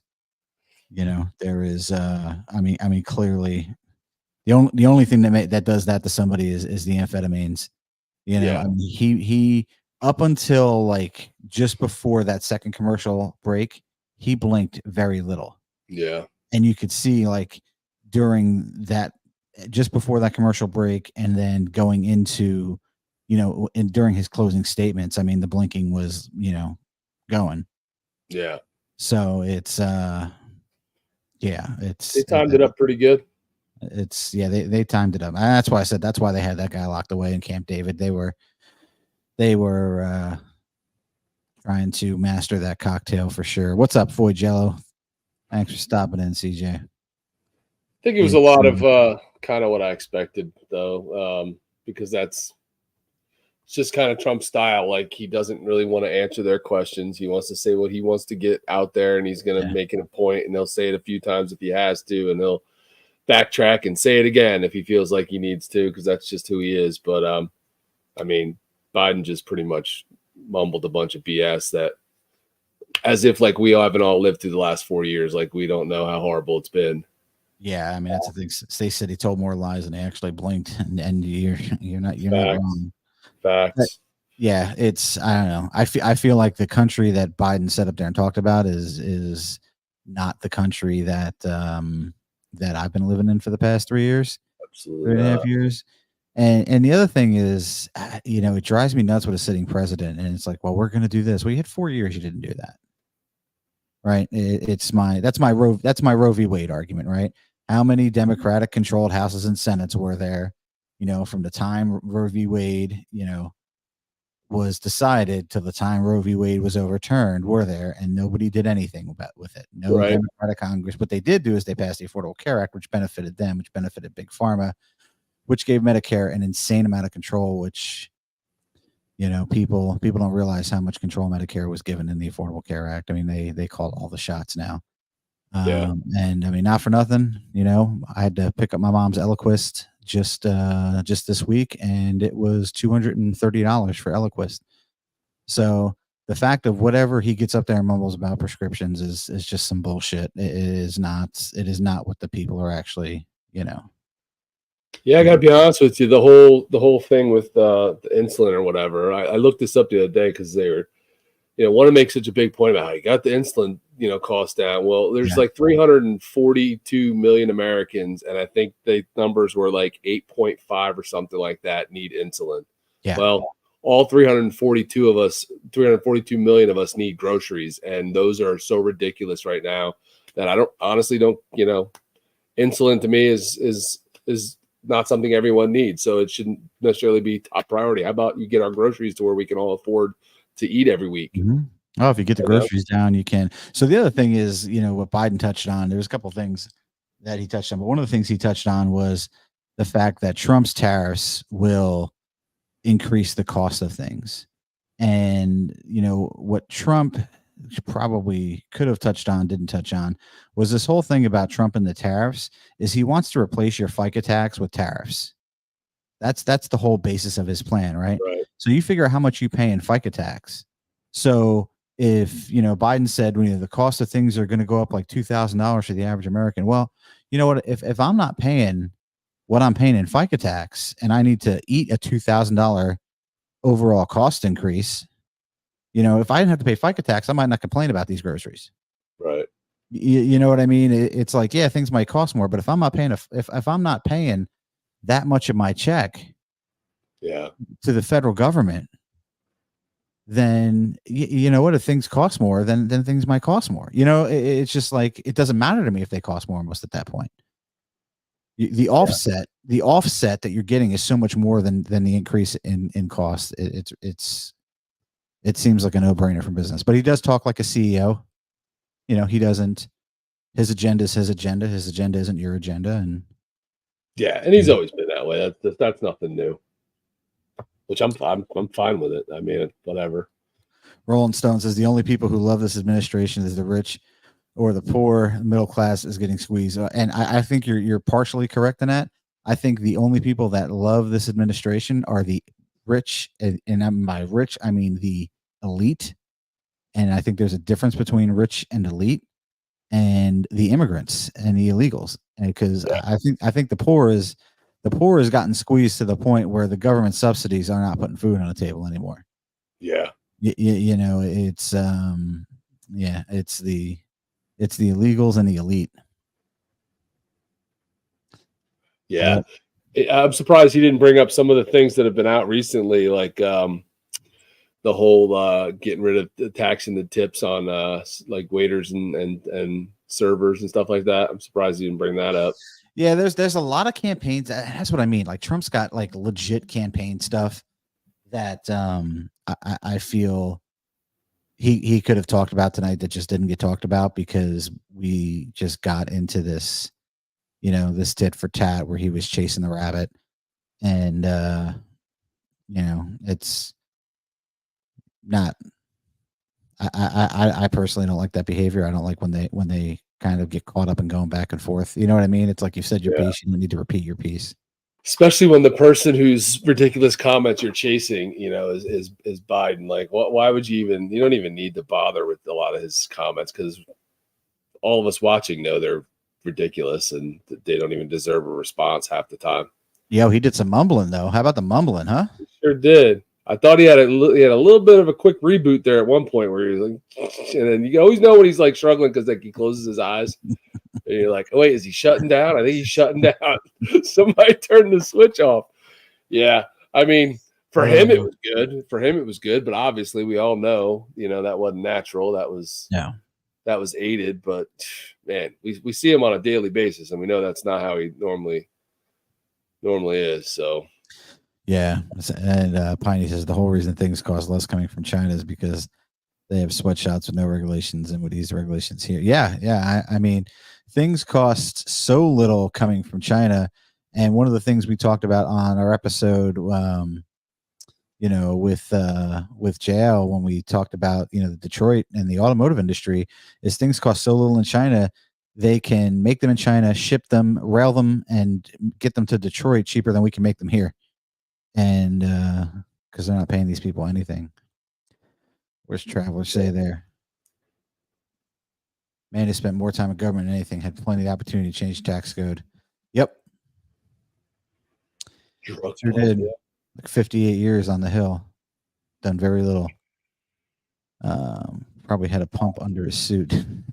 Remote inject drug. I don't think he was. I don't think there was an infusion pump there. I think they took time to perfect it. As somebody who works in medicine, I think there was a cocktail. And I'm sure there were several things in there, but I'm sure there were some level of amphetamine, a little bit of Adderall, you know, in there to keep him, you know, blink free and focused and on point. Yeah. You know, I partially agree with this statement, but I also think Trump isn't necessarily a statesman. He's not a politician. And I think that's why so many people like him. I do agree with you. The back and forth on, no, you sucked worse than I did. And the golf bit. What the hell happened there? And I think after a few times back and forth, Trump realized it, and he was like, "All right," like because he was like, "Yeah, let's not be children." And, yeah, it was really weird. Like you're arguing over whose golf game is better and challenging each other to a golf.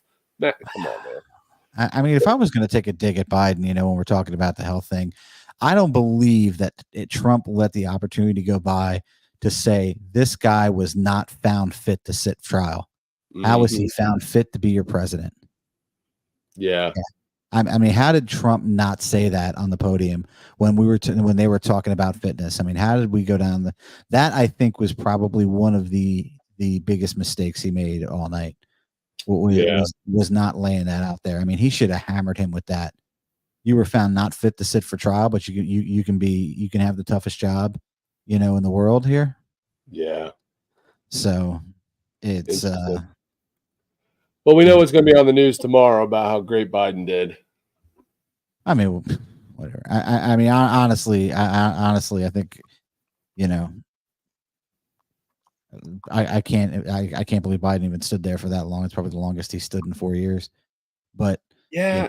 I Why think Trump. did we I think Trump spend the could have last done couple of better. weeks talking about how they made the rule that he didn't have, like he was going to sit? Like, why did we just talk about that for 2 weeks if he was going to come out and stand the whole time, though? It's kind of Yeah, weird. well, I think they had to have known that if he came out and sat down, I mean, he was done. I mean, come on, dude. But why would you even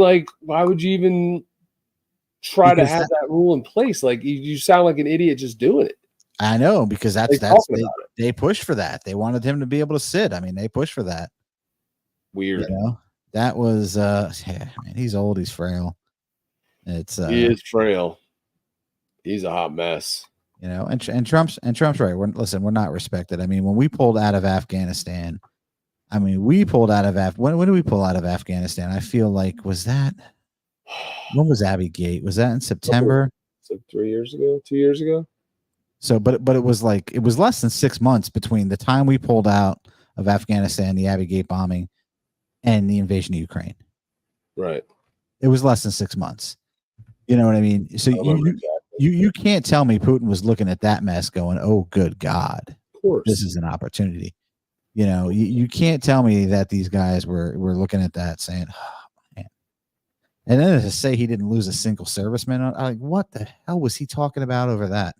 Yeah, I don't know. You know, it's making stuff up. Just making it up. They needed to have a sitting option if they couldn't get the cocktail correct and he had tremors. Well, you might not be wrong there, CJ. Yeah. You might not be wrong there at all. All right. I mean, overall, you know, I think the Don could have done a little bit better.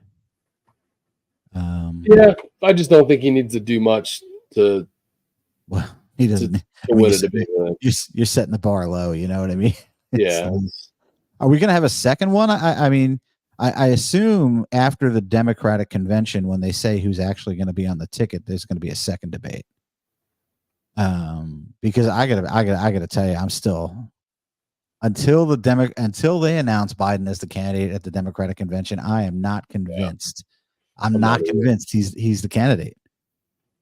You know, theoretically, he hasn't been announced as the candidate. Yeah.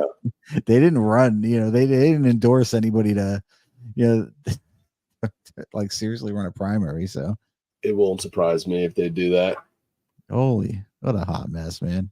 It's crazy. I don't know. I'd be pretty mad as a Democrat that I didn't even have a primary or a choice. No, you didn't. I mean, I guess it's happened lots of times through the years. It is what it is, but I feel like. Yeah, but they never pulled that person and then threw somebody else in there. And if you do that, you really gave me no choice. It's one thing if it's one thing if it's the incumbent and you're not going to have anybody, you know, but if you say that you're not doing it because you have an incumbent and then you pull the switcheroo, you really just gave the Democrat Party, the voters of the Democrat Party, zero choice. And I would have to I would have to like fact check myself to see if that's ever been done before in the country. Traveler says CNN's post-debate panel came out of the gate saying Biden's raspy voice and sluggishness was because he had a cold, and they said Trump was a liar. Words they used complete. Oh well, yeah. I mean, it's CNN. I mean, it's CNN. I would expect nothing less. It's the Commie News Network, Traveler. I mean, what do you expect? Yeah. They, you know, I mean, literally the only time I've watched CNN this year is just now, and that's because they hosted the debate, and actually the channel we streamed was not Fox CNN. No, it was Fox News, wasn't it? It's Fox News, yeah. Yeah. So you got anything else to wrap it up? We've been here like 2 hours. I know. No, I don't. I mean, that was fun to watch with everybody. It was cool to see the comments. This was our first live for This American Ride, so it was pretty cool. If you guys not subscribe. Yeah, please do. It ain't easy getting a YouTube channel off the ground, especially one that talks about any kind of conservative stuff. So we need all the help we can get. But like I said earlier, you can still listen to podcasts on all the other platforms that you get podcasts. And we got some good ones coming out, so you're gonna want to definitely be following so you can hear them. Yep. We usually launch our podcast every Friday morning, 7 a.m. They usually hit the books. I'm contemplating changing that, but I'll let you guys know if I do. But Yeah. it's We're not locked into that. yeah, we're really not. It's just a day we picked for our schedule. But tomorrow we got a great one coming up. We've got Operation Canine Beethoven, who are taking rescue dogs and training them to be therapy dogs and psychiatric therapy dogs for vets with PTSD. And I think it was the a dog really, lovers would love that one. it was good. It was a good episode. Yeah. And then we've got some awesome guests following that up. I mean, it's we're starting to get some good guests lined up, and it's good stuff. Stay tuned. But yeah, we appreciate you guys hanging out with us for a couple hours, watching that interesting debate, and we'll see you guys next time, I guess. Yeah, man. All right. Good night, guys. All right. Thanks. Peace.